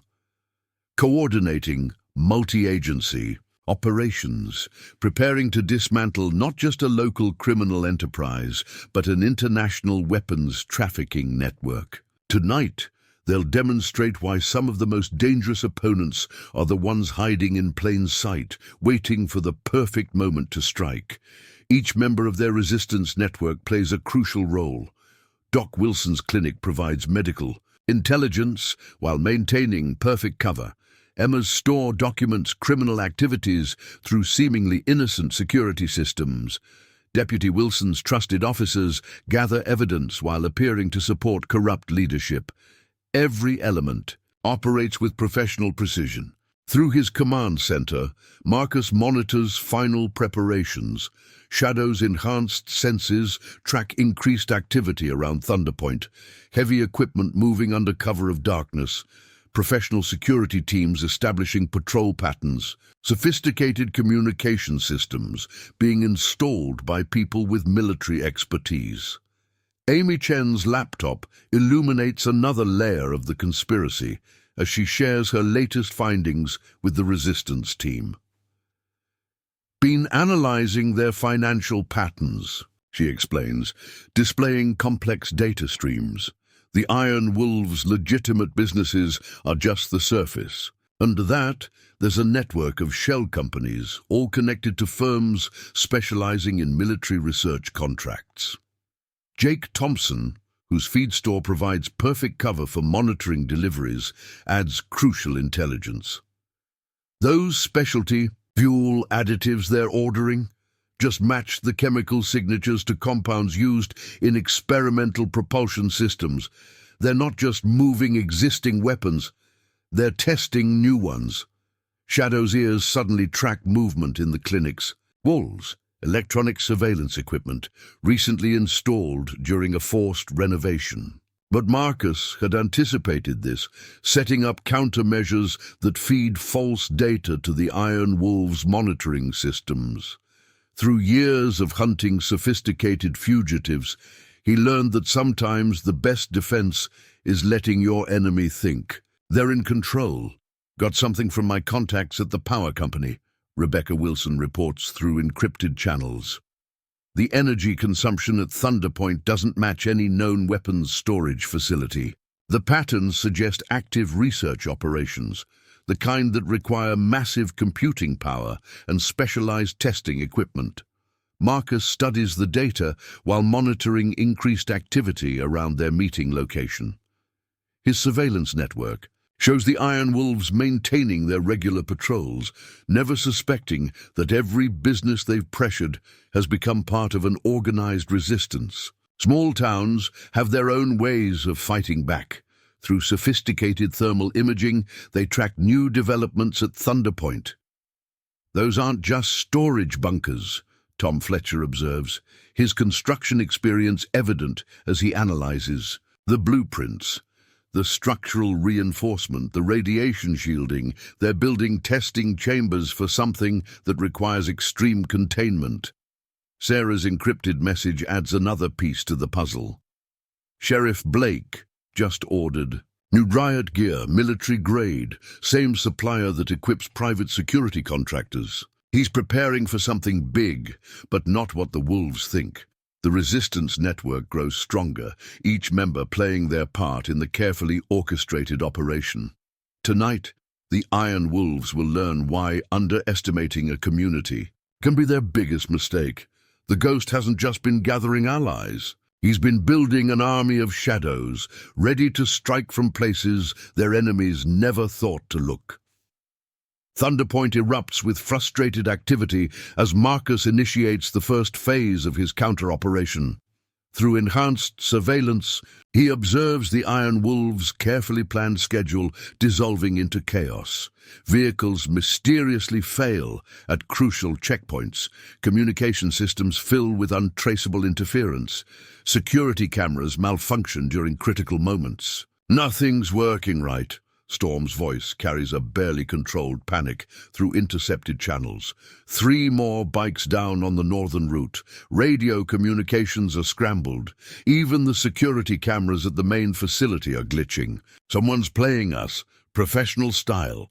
Shadow's ears track increased movement around the perimeter as Viper coordinates with his security teams. The dog's enhanced training allows him to monitor multiple threats, while appearing to simply rest near Marcus's command center.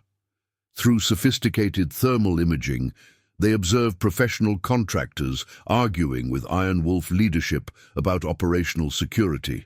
"This is amateur hour," a mercenary commander growls at Viper. 3 shipments delayed, surveillance compromised, international clients losing patience. Either eliminate these problems or find new employment.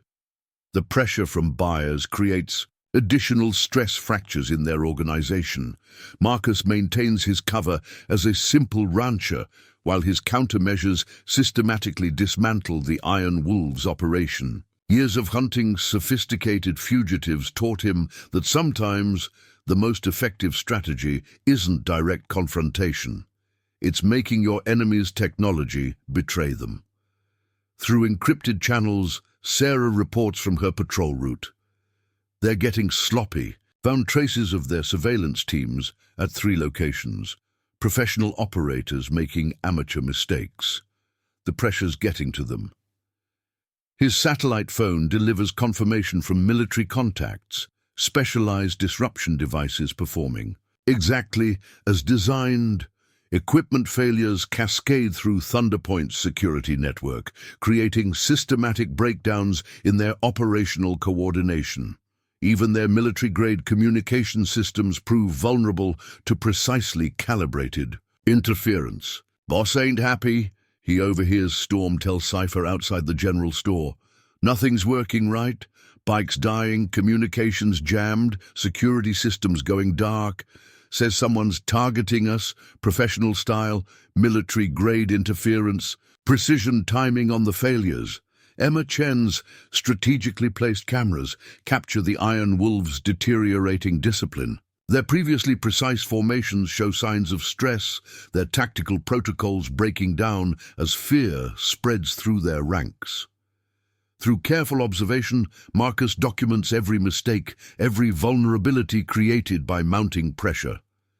"Got something interesting," Deputy Wilson reports through secure channels. "Their new computer system at Thunderpoint just crashed spectacularly. Lost 3 days of inventory tracking, shipping manifests, everything. The engineers having a meltdown. Says it's impossible. The security was military grade." Marcus allows himself a small smile, remembering similar operations where seemingly random failures could devastate enemy morale more effectively than direct confrontation. Shadow's behavior confirms their strategy's effectiveness. The dog's enhanced senses detect increasing anxiety in the Iron Wolves' movements. Through his command center, he monitors their operation's systematic collapse. Professional contractors establish defensive positions that actually create perfect targeting zones. International buyers conduct independent surveillance, inadvertently exposing additional operational details. Even their thermal masking technology proves ineffective against Marcus's advanced monitoring systems. "Sir, we've got problems." Storm's voice carries barely controlled fear through compromised channels. "Lower tunnel security grid is failing. Motion sensors offline, cameras dead. Something's interfering with our electronics." Sarah's encrypted message arrives right on schedule. Sheriff Blake mobilizing remaining units towards surface exits, trying to establish containment topside. The corrupt law enforcement response continues playing into Marcus's strategy, focusing their attention away from critical underground approaches. Through sophisticated monitoring systems, he tracks increased electromagnetic activity around Thunder Point. The signatures suggest military-grade communication arrays being installed under cover of construction work, but their hasty deployment creates exploitable vulnerabilities. "Multiple breaches," a contractor reports to Viper through compromised radio frequencies. "Someone's accessing our secure channels, intercepting operational commands. This is professional-grade electronic warfare." Marcus notes the growing fear in their voices as they realize the true nature of their opposition. His surveillance network captures a crucial interaction. Viper confronting General Petrov about operational security. "Your amateur mistakes have compromised everything," the arms dealer warns. "International clients are pulling out, federal attention is increasing. Either eliminate these problems or face elimination." Shadow alerts to new movement patterns, changes in the security team's rotation that suggest they're preparing desperate measures. The dog's enhanced training allows him to detect subtle shifts in their operational tempo, variations that point to upcoming activities. Through tactical displays, Marcus monitors his team's synchronized response. Rachel's medical team positions themselves near crucial exits, ready to handle potential casualties. Wilson's trusted officers establish containment zones while maintaining cover. Every element of their resistance operates with practiced precision. "Sir, something's wrong with the prototype targeting systems," a technician tells Petrov through compromised channels. "Diagnostic equipment keeps failing, can't verify operational status." The specialized disruption devices Marcus planted weeks ago are performing exactly as designed. Deputy Wilson's encrypted message arrives. "Found something in the shipping manifests before the system crashed." They're not just moving existing weapons. They're testing new ones. The power consumption, the specialized equipment, the security protocols. This is a research facility. Marcus processes this information while Shadow maintains his watch. The dog's behavior confirms movement in the darkness, more bikes arriving, reinforcements with fresh patches but professional bearing. Through surveillance feeds, he observes increased activity at Thunder Point. Heavy trucks arrive under cover of darkness, their cargo carefully concealed, but their escort patterns suggesting military hardware.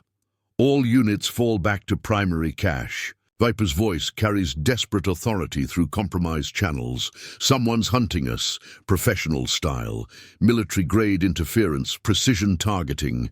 Find whoever's behind this, or our clients will eliminate everyone involved." The Iron Wolves attempt to maintain tactical cohesion while their organization crumbles. Professional contractors establish defensive positions that actually create perfect intervention zones. International buyers conduct independent surveillance, inadvertently exposing additional operational details. An explosion rocks the tunnel system, contractors attempting to collapse access points, trying to destroy evidence. But Marcus's preparation proves superior again. Support structures reinforced weeks ago maintain integrity, while his surveillance systems document every attempt at destroying evidence. Through his command center, he watches the underground operation reveal its desperation. The Iron Wolves attempt to maintain authority while their infrastructure crumbles from within. Professional contractors establish defensive positions that actually create perfect targeting zones. International buyers conduct independent surveillance, inadvertently exposing additional operational details. Maintain absolute discipline, Marcus instructs his team through secure channels. Let them focus on finding infiltrators. Let them suspect internal betrayal. Let them waste resources on misdirected security while we prepare for final intervention. Marcus's command center illuminates with new intelligence as his countermeasures strike deeper into Thunder Point's operations. Through specialized monitoring equipment, he observes their supposedly secure research facility descending into chaos. Prototype weapons malfunction during buyer demonstrations. Testing equipment delivers impossible readings.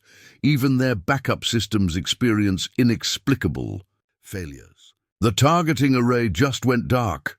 The engineer's voice carries tightly controlled panic through intercepted channels. Diagnostic systems showing multiple cascade failures. It's like the hardware's fighting itself. Marcus allows himself a moment of professional satisfaction. The specialized disruption devices he planted throughout their facility are performing beyond expectations. Shadow's ears suddenly track new movement, changes in the security teams, patrol patterns that suggest growing desperation. Through thermal imaging, Marcus observes professional contractors abandoning standard protocols, their disciplined formations breaking down as equipment failures multiply. "Sir, we're detecting unauthorized access in the mainframe," a technician reports to Petrov. "Someone's inside our secure networks, but the intrusion patterns don't make sense. It's like they knew our protocols before we installed them." Arms dealer's response carries cold fury, but Marcus notes the undertone of fear. Their supposedly impenetrable security is unraveling, and they can't explain how. Through encrypted channels, Sarah provides crucial updates from town. The Iron Wolves are pulling guards from outlying positions, trying to reinforce Thunderpoint. They're exposing vulnerabilities we didn't even have to create. The hunters have become the hunted, their every defensive move creating new weaknesses for Marcus's team to exploit. His surveillance network captures a heated argument between Viper and his international clients. Your operation is compromised beyond salvage. A buyer warns through secure channels. Our organization doesn't tolerate this level of amateur incompetence. Fix it immediately, or we'll handle containment our way. The threat carries implications that even hardened bikers understand. Failure means elimination. The Ghost hasn't just been attacking their infrastructure.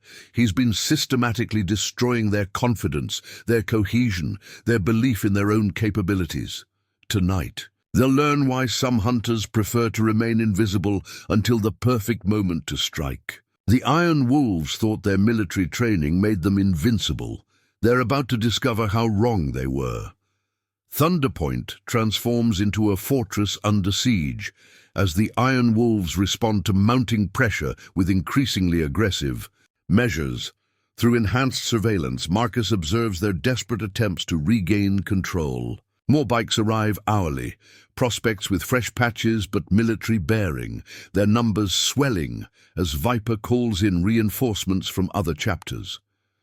Lock down every approach. Viper's voice carries strained authority through intercepted channels. Anyone moves without authorization, shoot first. We're done playing games. But Shadow's enhanced senses detect the fear beneath his commands. Their supposedly secure facility has become a trap, and they know it. Professional contractors establish new defensive positions, their military training evident in their precise deployment. But Marcus notes how their formation actually creates exploitable weaknesses. Through years of hunting sophisticated targets, he learned that pressure makes even experienced operators predictable. Multiple vehicles approaching from the east, Sarah reports through encrypted channels. Heavy weapons, tactical gear, they're bringing in serious firepower. Through thermal imaging, Marcus observes armored transport trucks arriving under cover of darkness. The Iron Wolves are escalating beyond simple intimidation, preparing for potential military-style conflict. His satellite phone vibrates with urgent intelligence from military contacts. Confirmed movement of restricted weapons through tunnel system. Experimental prototypes identified. International terrorist representatives on site. The stakes escalate beyond simple law enforcement as Thunderpoint's true nature emerges. Through surveillance feeds, Marcus watches the criminal enterprise reveal its desperation. Viper coordinates with General Petrov's security team, their conversation caught by directional microphones.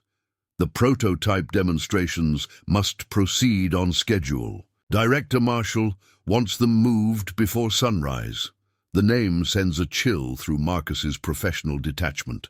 Director Marshall, the shadowy figure behind multiple international arms operations. Shadow alerts to new movement patterns, changes in the security team's rotation that suggest preparation for offensive operations. The dog's advanced training allows him to detect subtle shifts in their tactical posture, variations that point to imminent action.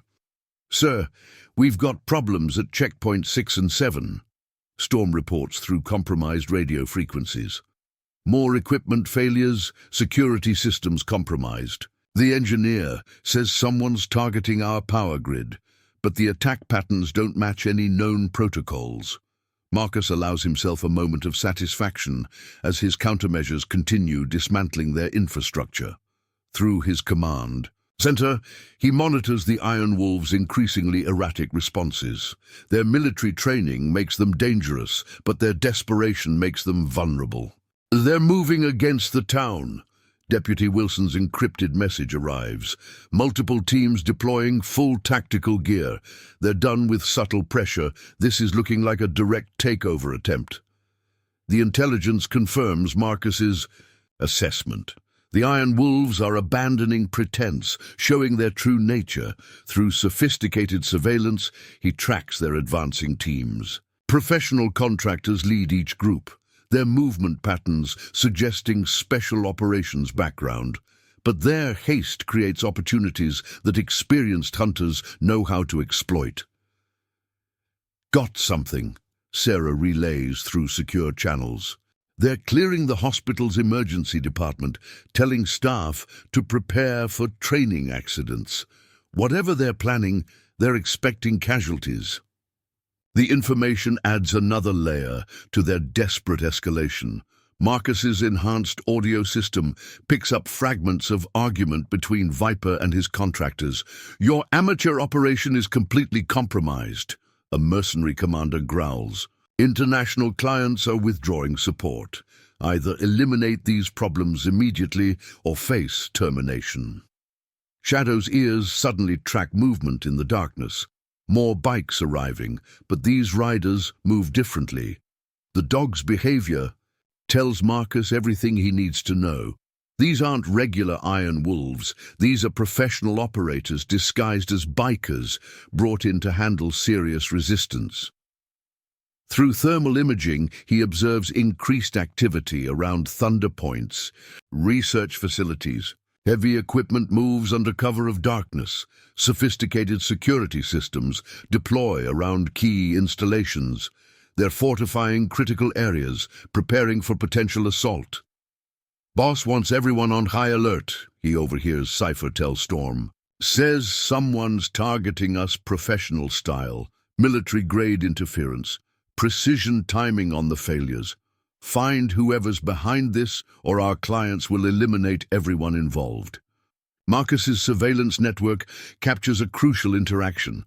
Viper conferring with Petrov about operational security.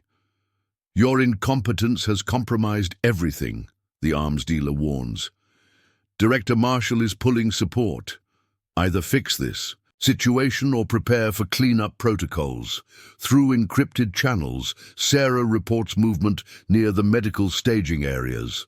Professional contractors breaking formation, arguing about escape protocols. They're starting to recognize deliberate patterns in the security failures. The intelligence confirms their counter-operations' psychological impact. His command center displays real-time updates as the situation deteriorates. Iron Wolves establish aggressive patrols throughout town, their previous attempts at legitimate appearance abandoned. Professional security teams deploy around key facilities, their formations suggesting preparation for combat operations. Multiple contacts moving through Section 12. Wilson reports through secure channels. They're setting up checkpoints, stopping vehicles, checking IDs, full martial law deployment. The Iron Wolves are showing their true colors, transforming from criminal intimidation to military occupation. Shadow alerts to new electronic signatures. Sophisticated scanning equipment being deployed around Thunder Point. Through years of tactical operations, both Hunter and K9 have learned to recognize the signs of desperate enemies preparing final stands. "Sir, we've got unauthorized access in multiple systems," the engineer reports to Viper. "Someone's inside our secure networks, but the intrusion patterns are impossible. It's like they're everywhere at once." Marcus allows himself another moment of satisfaction. His specialized disruption devices continue performing exactly as designed. Through command feeds, he watches the operation reach critical mass. Professional contractors establish defensive positions that actually create perfect targeting zones. International buyers conduct independent surveillance, inadvertently exposing additional operational details. The Iron Wolves patrol in increasingly erratic patterns, their confidence shattered by systematic equipment failures. "All units fall back to Thunder Point." Viper's voice carries desperate authority through compromised channels. "Full tactical alert. Someone's hunting us professional style, military-grade interference, precision targeting. Find whoever's behind. This or face elimination." Marcus processes this intelligence while Shadow maintains his watch. The dog's behavior confirms movement in the darkness. More vehicles arriving, heavy trucks with military configurations. Through surveillance feeds, he observes increased activity around the research facilities. Professional security teams establish new patrol patterns, while communication arrays suggest coordination with larger organizations. But beneath their show of force, patterns emerge that only experienced trackers would recognize. The Iron Wolves aren't just escalating their operation, they're exposing critical vulnerabilities in their desperate attempt to maintain control. Their military training makes them predictable to someone who spent years hunting society's most dangerous fugitives. Through sophisticated monitoring systems, Marcus tracks their hurried deployment throughout the valley.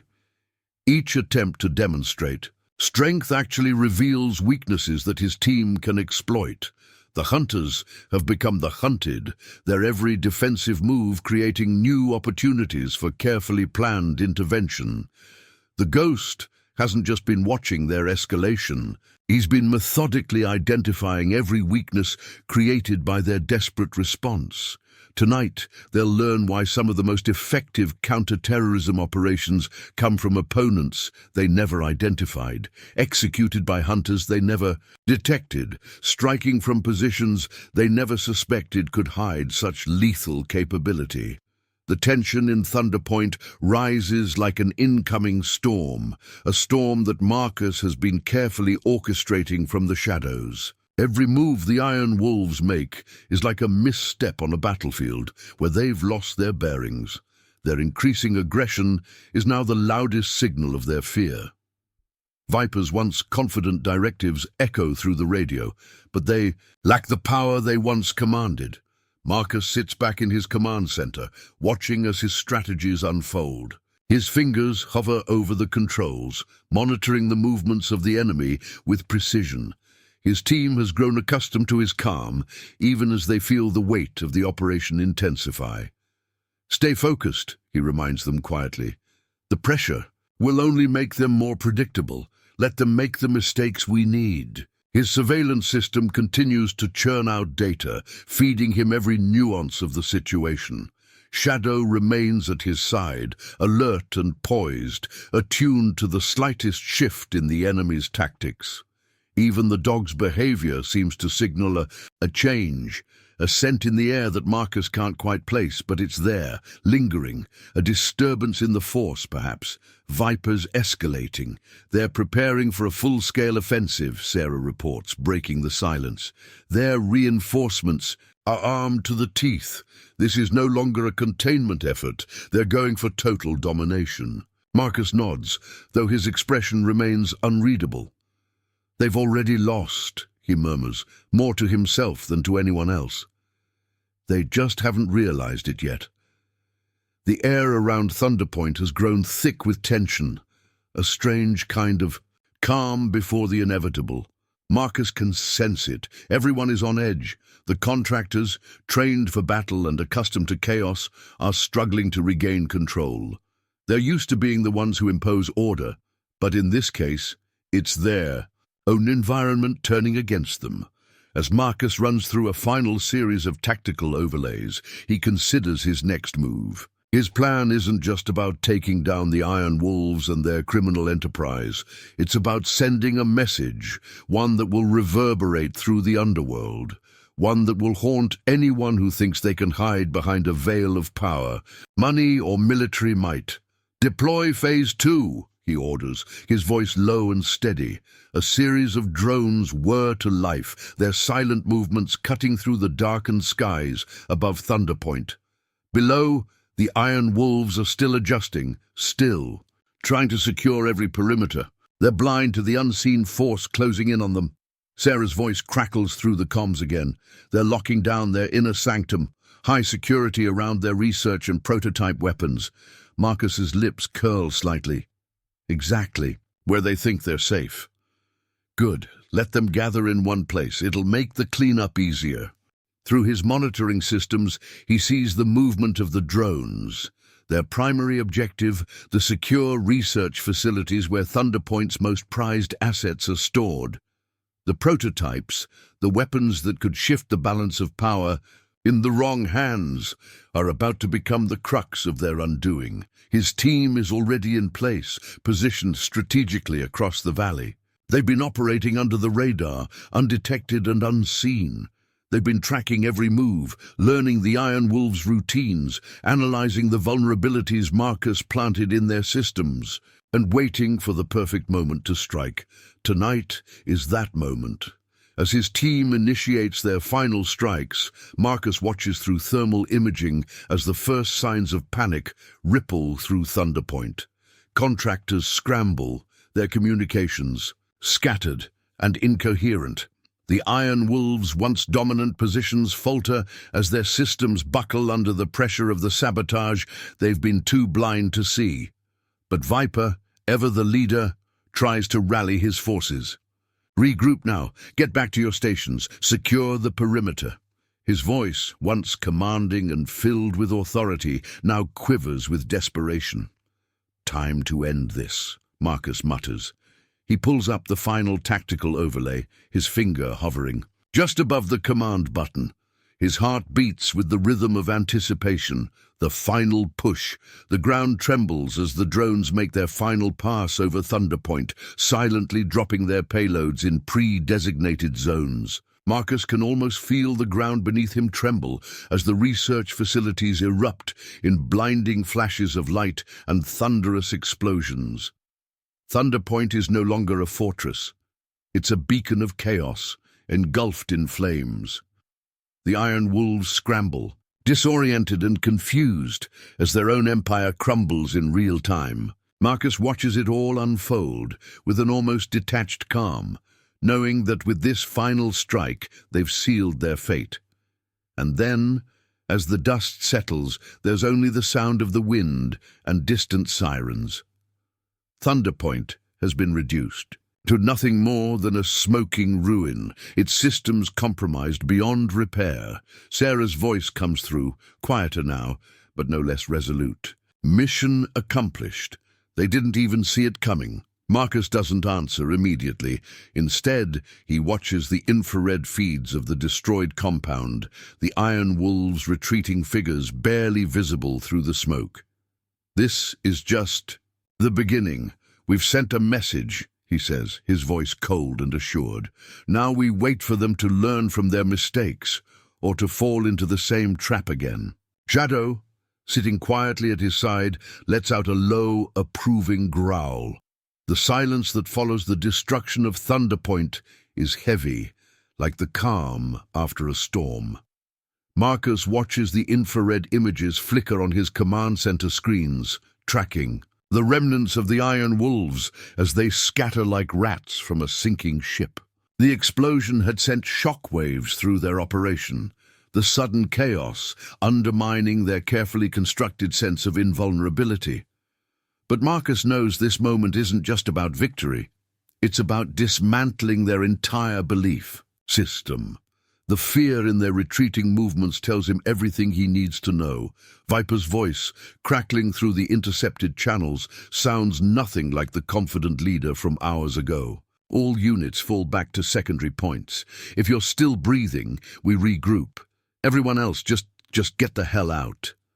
The desperation is palpable. They're fractured now, no longer a cohesive force, but a disjointed group scrambling. To survive, Viper's orders are desperate, blind commands issued into the void. The storm that was supposed to be their victory has turned on them, and there's no way to fight the inevitable. "Perfect," Marcus mutters under his breath, eyes still locked on the screen. His fingers hover over a few keys, ensuring that the final phase of the operation is activated. One last sweep, one last assurance that nothing is left standing. His team is ready for whatever comes next. "Is it over, sir?" Storm's voice crackles through the comms, laced with exhaustion but also a hint of relief. "For them, yes," Marcus answers flatly, never taking his eyes off the feed. "But we've only just begun." The next stage begins with the subtlety of a sniper's strike, the kind that doesn't announce its presence, but guarantees its effect. The drones continue their silent patrols, dropping subtle payloads of interference and confusion across the scattered remnants of Thunder Point. In the chaos of their retreat, their systems are further compromised. Communications break down entirely. Internal security protocols that had been once unbreachable now crumble under Marcus's perfectly timed assault. But it's not just about hitting them where it hurts. Marcus is playing a larger game. He's leaving no room for the Iron Wolves to regroup, no space for their fractured remnants to rebuild or to retaliate. They've been weakened beyond repair. But his true mark of success will be what happens after they flee, after the final remnants of their operation burn out. His surveillance systems flicker for a moment, then stabilize, and he smiles thinly. Phase 3. Initiate. A new wave of operations begins. The data caches stored in Thunder Point systems, the prototype weapon schematics, the lists of international buyers, they'll be exposed. Marcus's team is already prepared to drop the files across global networks, scattering the stolen intelligence to the farthest reaches of the web. The Iron Wolves' carefully hidden empire will crumble just as fast as it was built, and their clients, the ones who thought they were untouchable, will find themselves scrambling to cover their tracks. The global ripple effect of this will be felt for months, if not years. Everything's moving as planned, Sarah reports, her voice steady now. They'll be blind for a while. We've hit them in every direction at once. Marcus nods slowly. Good. Now we make sure they stay blind. There's no room for mercy in this line of work, not when the stakes are this high.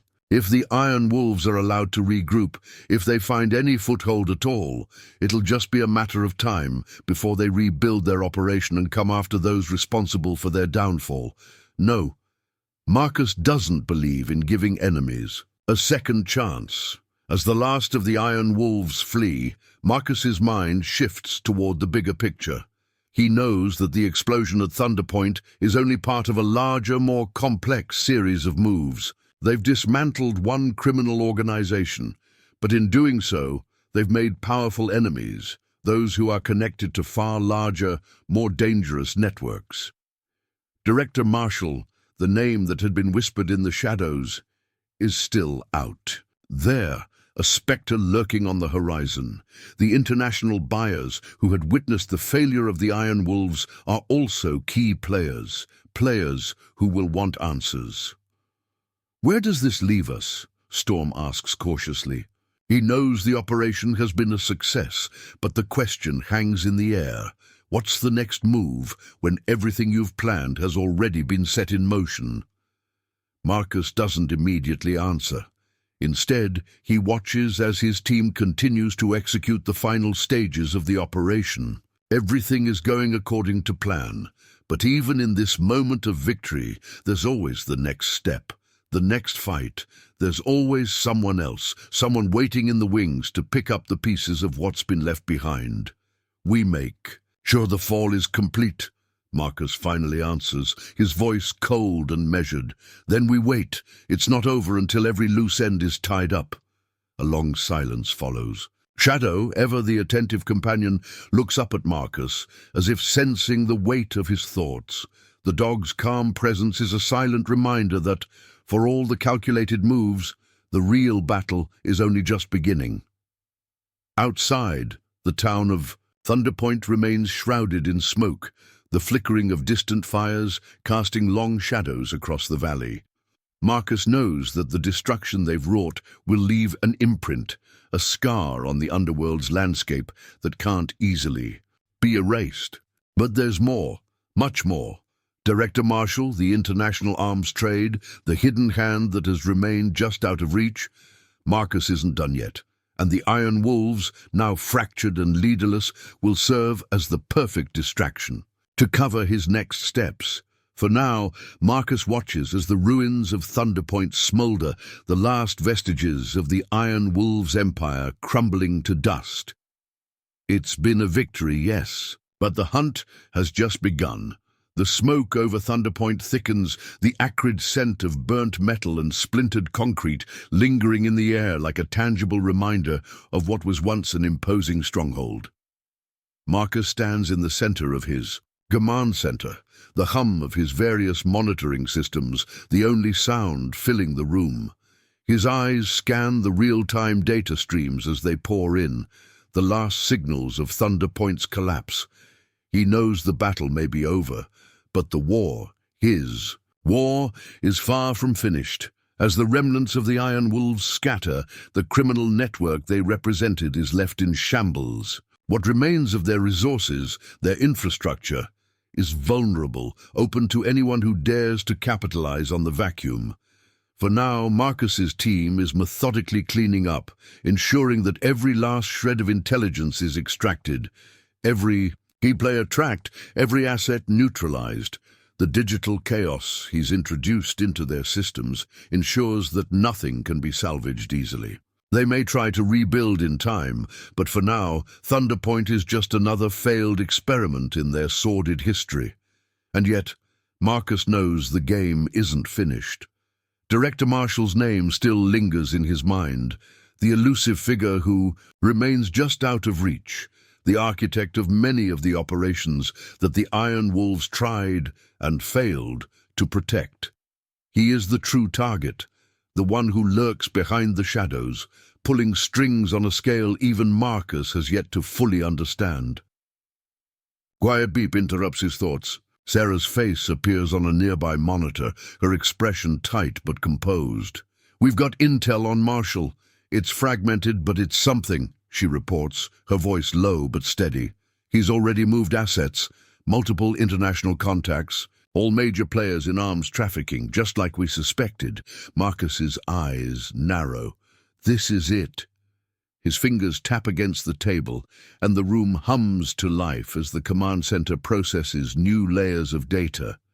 Marshall's network extends far, beyond what even the Iron Wolves were aware of. Every piece of intelligence that had been stolen from Thunder Point, every fragment of their operations that Marcus had turned against them, now starts to come into sharper focus. "The pieces are falling into place," Marcus mutters. "But Marshall's not just going to sit back and let his empire fall apart.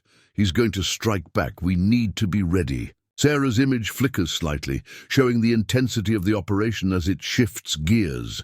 "I've secured access to some of his secure communications. It's a network we'll have to dismantle carefully.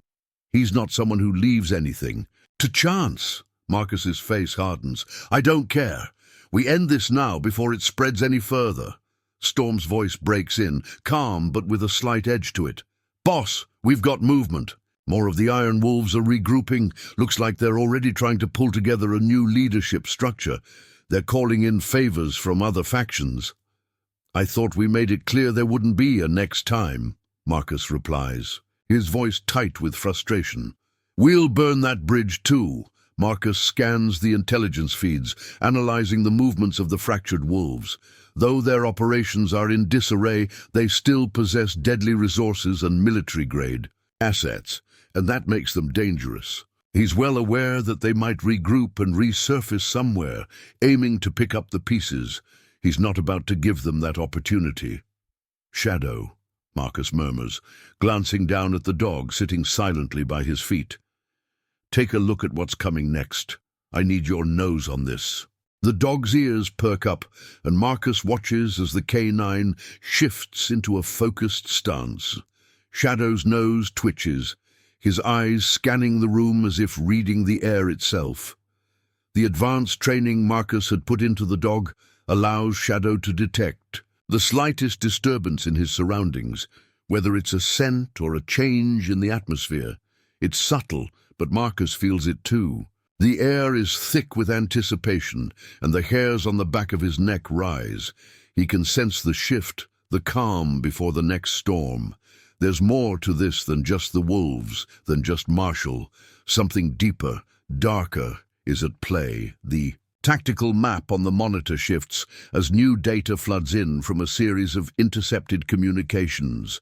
There are plans to move significant assets, military-grade equipment, prototype weapons, out of the area.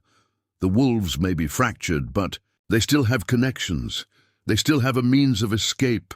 Get the teams ready. We're not letting this go unchallenged, Marcus orders. Lock down all exit points. We're about to make a move before they even realize it.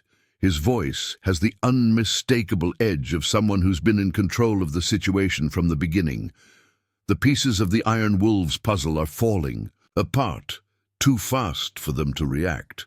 They have no idea that Marcus is already positioning himself to finish what he started. And he's not stopping until every last one of them is either neutralized or captured. The preparations begin immediately.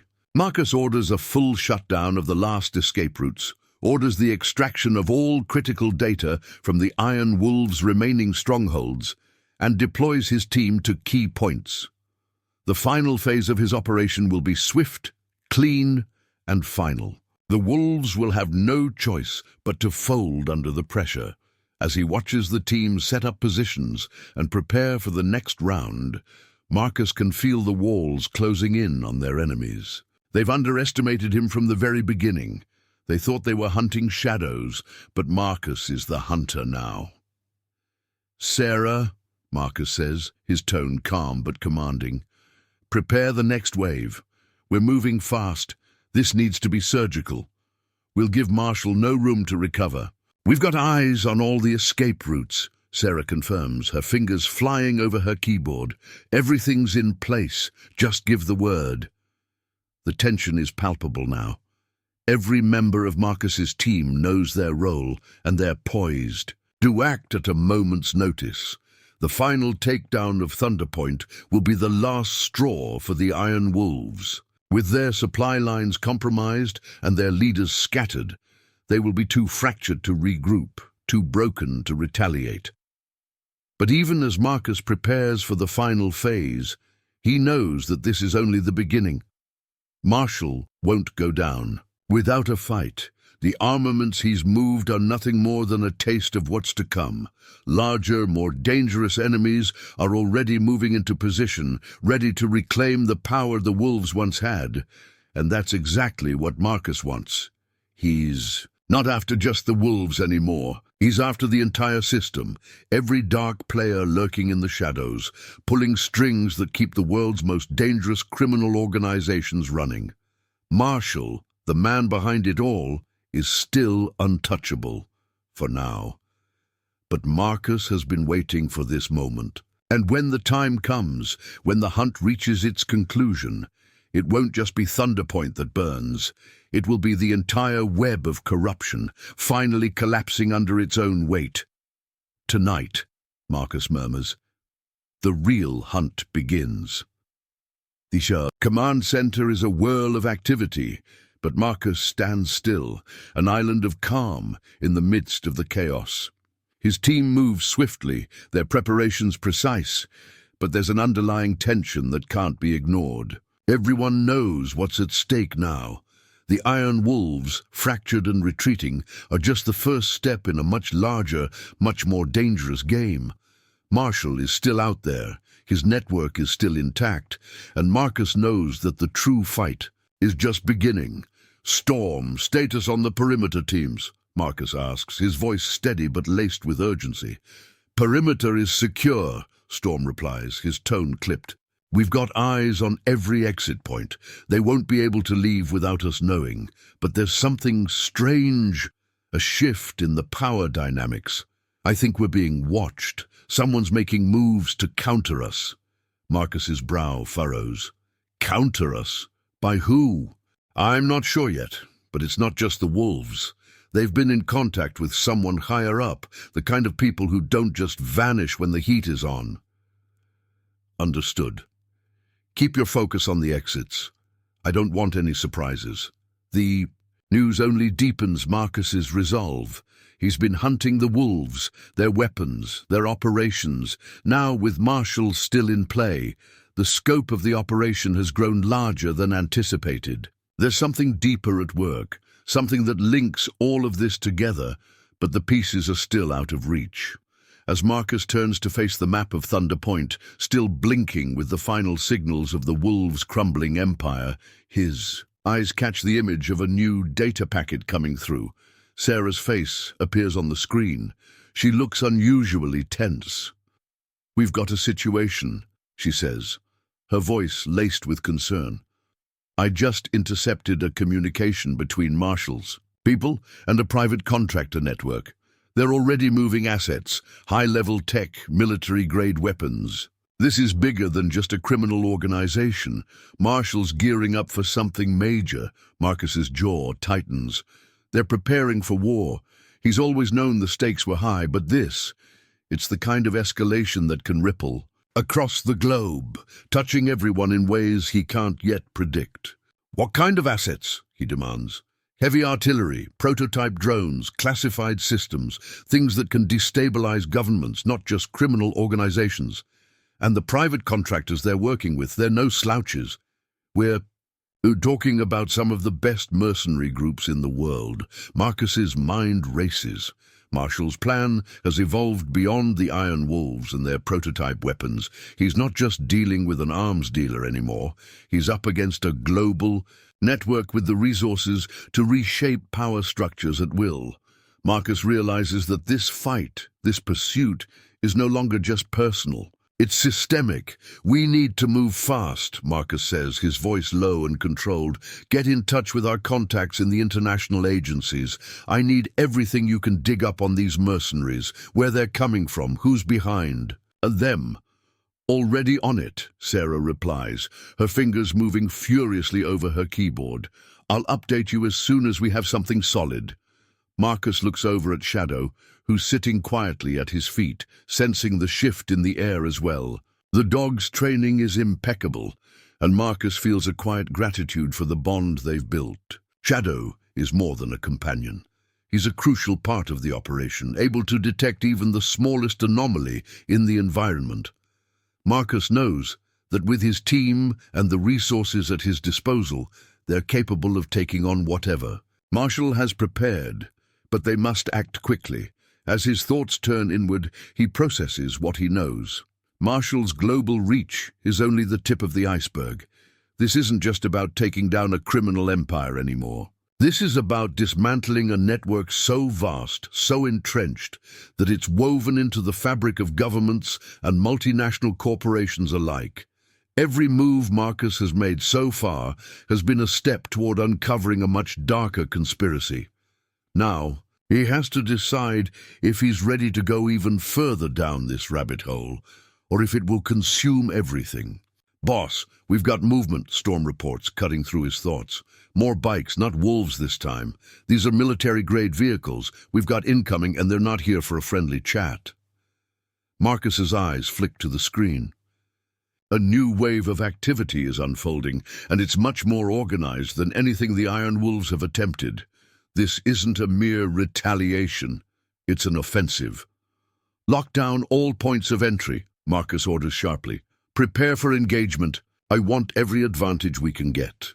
The room buzzes with energy as his team scrambles to set up defensive measures. Marcus watches the feed intently. The mercenaries, private military contractors, he assumes, are moving with military precision, their vehicles sleek and heavily armed. They're not here to negotiate. They're here to crush what's left of Thunder Point and anyone involved in its downfall. Sarah's voice crackles through the comms once more. "Boss, I've got something. These mercs aren't just working for Marshall. They're part of a much larger coalition. Global players shifting the power balance. They're trying to establish a new order, and they're starting with Thunder Point." Marcus's heart skips a beat. This isn't just about stopping Marshall anymore. It's about stopping an entire system from rising in his place. "We're not just taking down a single empire," Marcus says quietly, but with deadly certainty. "We're taking down a movement." He steps forward, adjusting his gear, the final pieces of his operation falling into place. The team is ready. The mercenaries might have firepower, they might have coordination, but they don't have the precision or the planning that Marcus and his team bring to the table. He's been hunting them for weeks now, Each step, each move has been a calculated risk. And now, as the battle intensifies, the risks are higher than ever. He taps the display in front of him. Phase 4. Initiate. Shadow rises to his feet, ears pricked, senses attuned to the change in the air. Marcus can feel the pulse of the operation, the ticking clock, and knows that the coming days will change everything. The global stakes are now too high for anyone to ignore. Tonight, the hunt for Marshall begins in earnest, and when it ends, everything that has been built in the shadows will come crashing down. Marcus takes one final look at his command center, his team, the surveillance systems that have brought him this far, and with a sharp nod, he gives the order, "Let's end this." The atmosphere in the command center is thick with anticipation as Marcus surveys the live feeds. His team is in position. Every member is operating at the peak of their abilities. But there's a sense of urgency now that the scale of what they're up against has crystallized. Marshall's network is not just a rogue arms dealer. It's a faction of a much larger, shadowy organization, an organization that has quietly manipulated governments, businesses, and wars for years. "Boss, we've got confirmation," Storm's voice breaks through Marcus's thoughts. The contractors are here, but they're not just here for Thunder Point. They're securing the perimeter around the entire region. They've set up blockades at key access routes. They've cut us off from potential escape routes. "Understood," Marcus replies, his mind already turning over possibilities. "They're trying to box us in. We need to neutralize those positions. Now."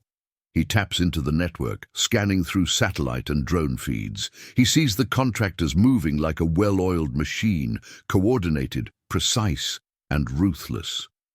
But there's a flaw in their setup.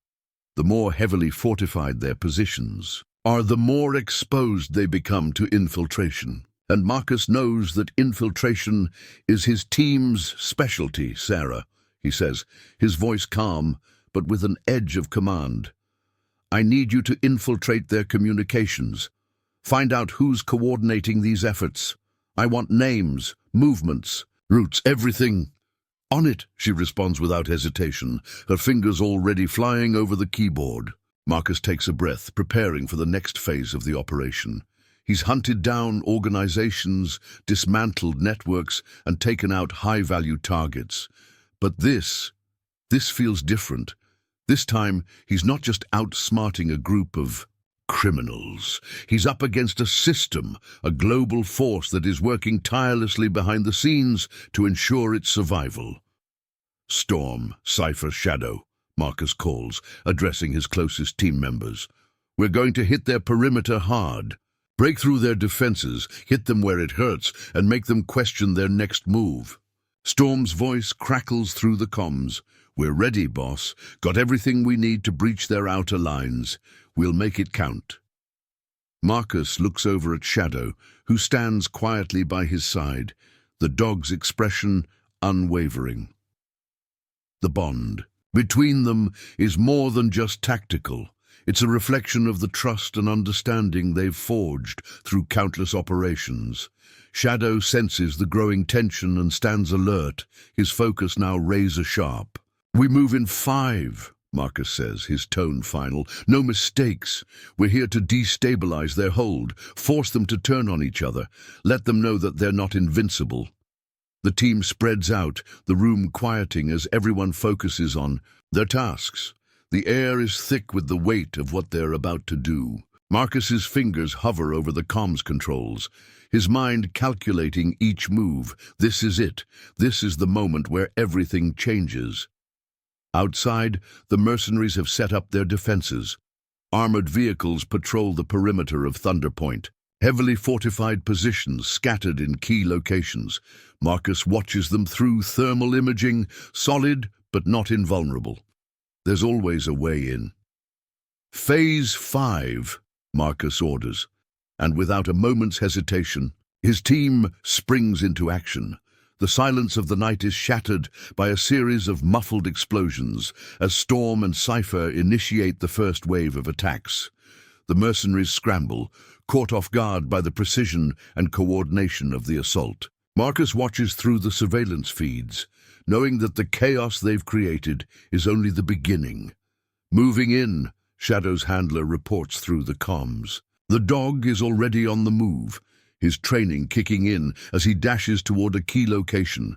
The mercenaries focus elsewhere. Shadow knows where to strike and where to avoid. His enhanced senses allow him to navigate the chaos with deadly accuracy. Up next, you've got two more standout stories right on your screen.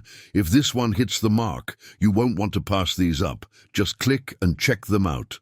And don't forget to subscribe and turn on the notification bell so you don't miss any upload from us.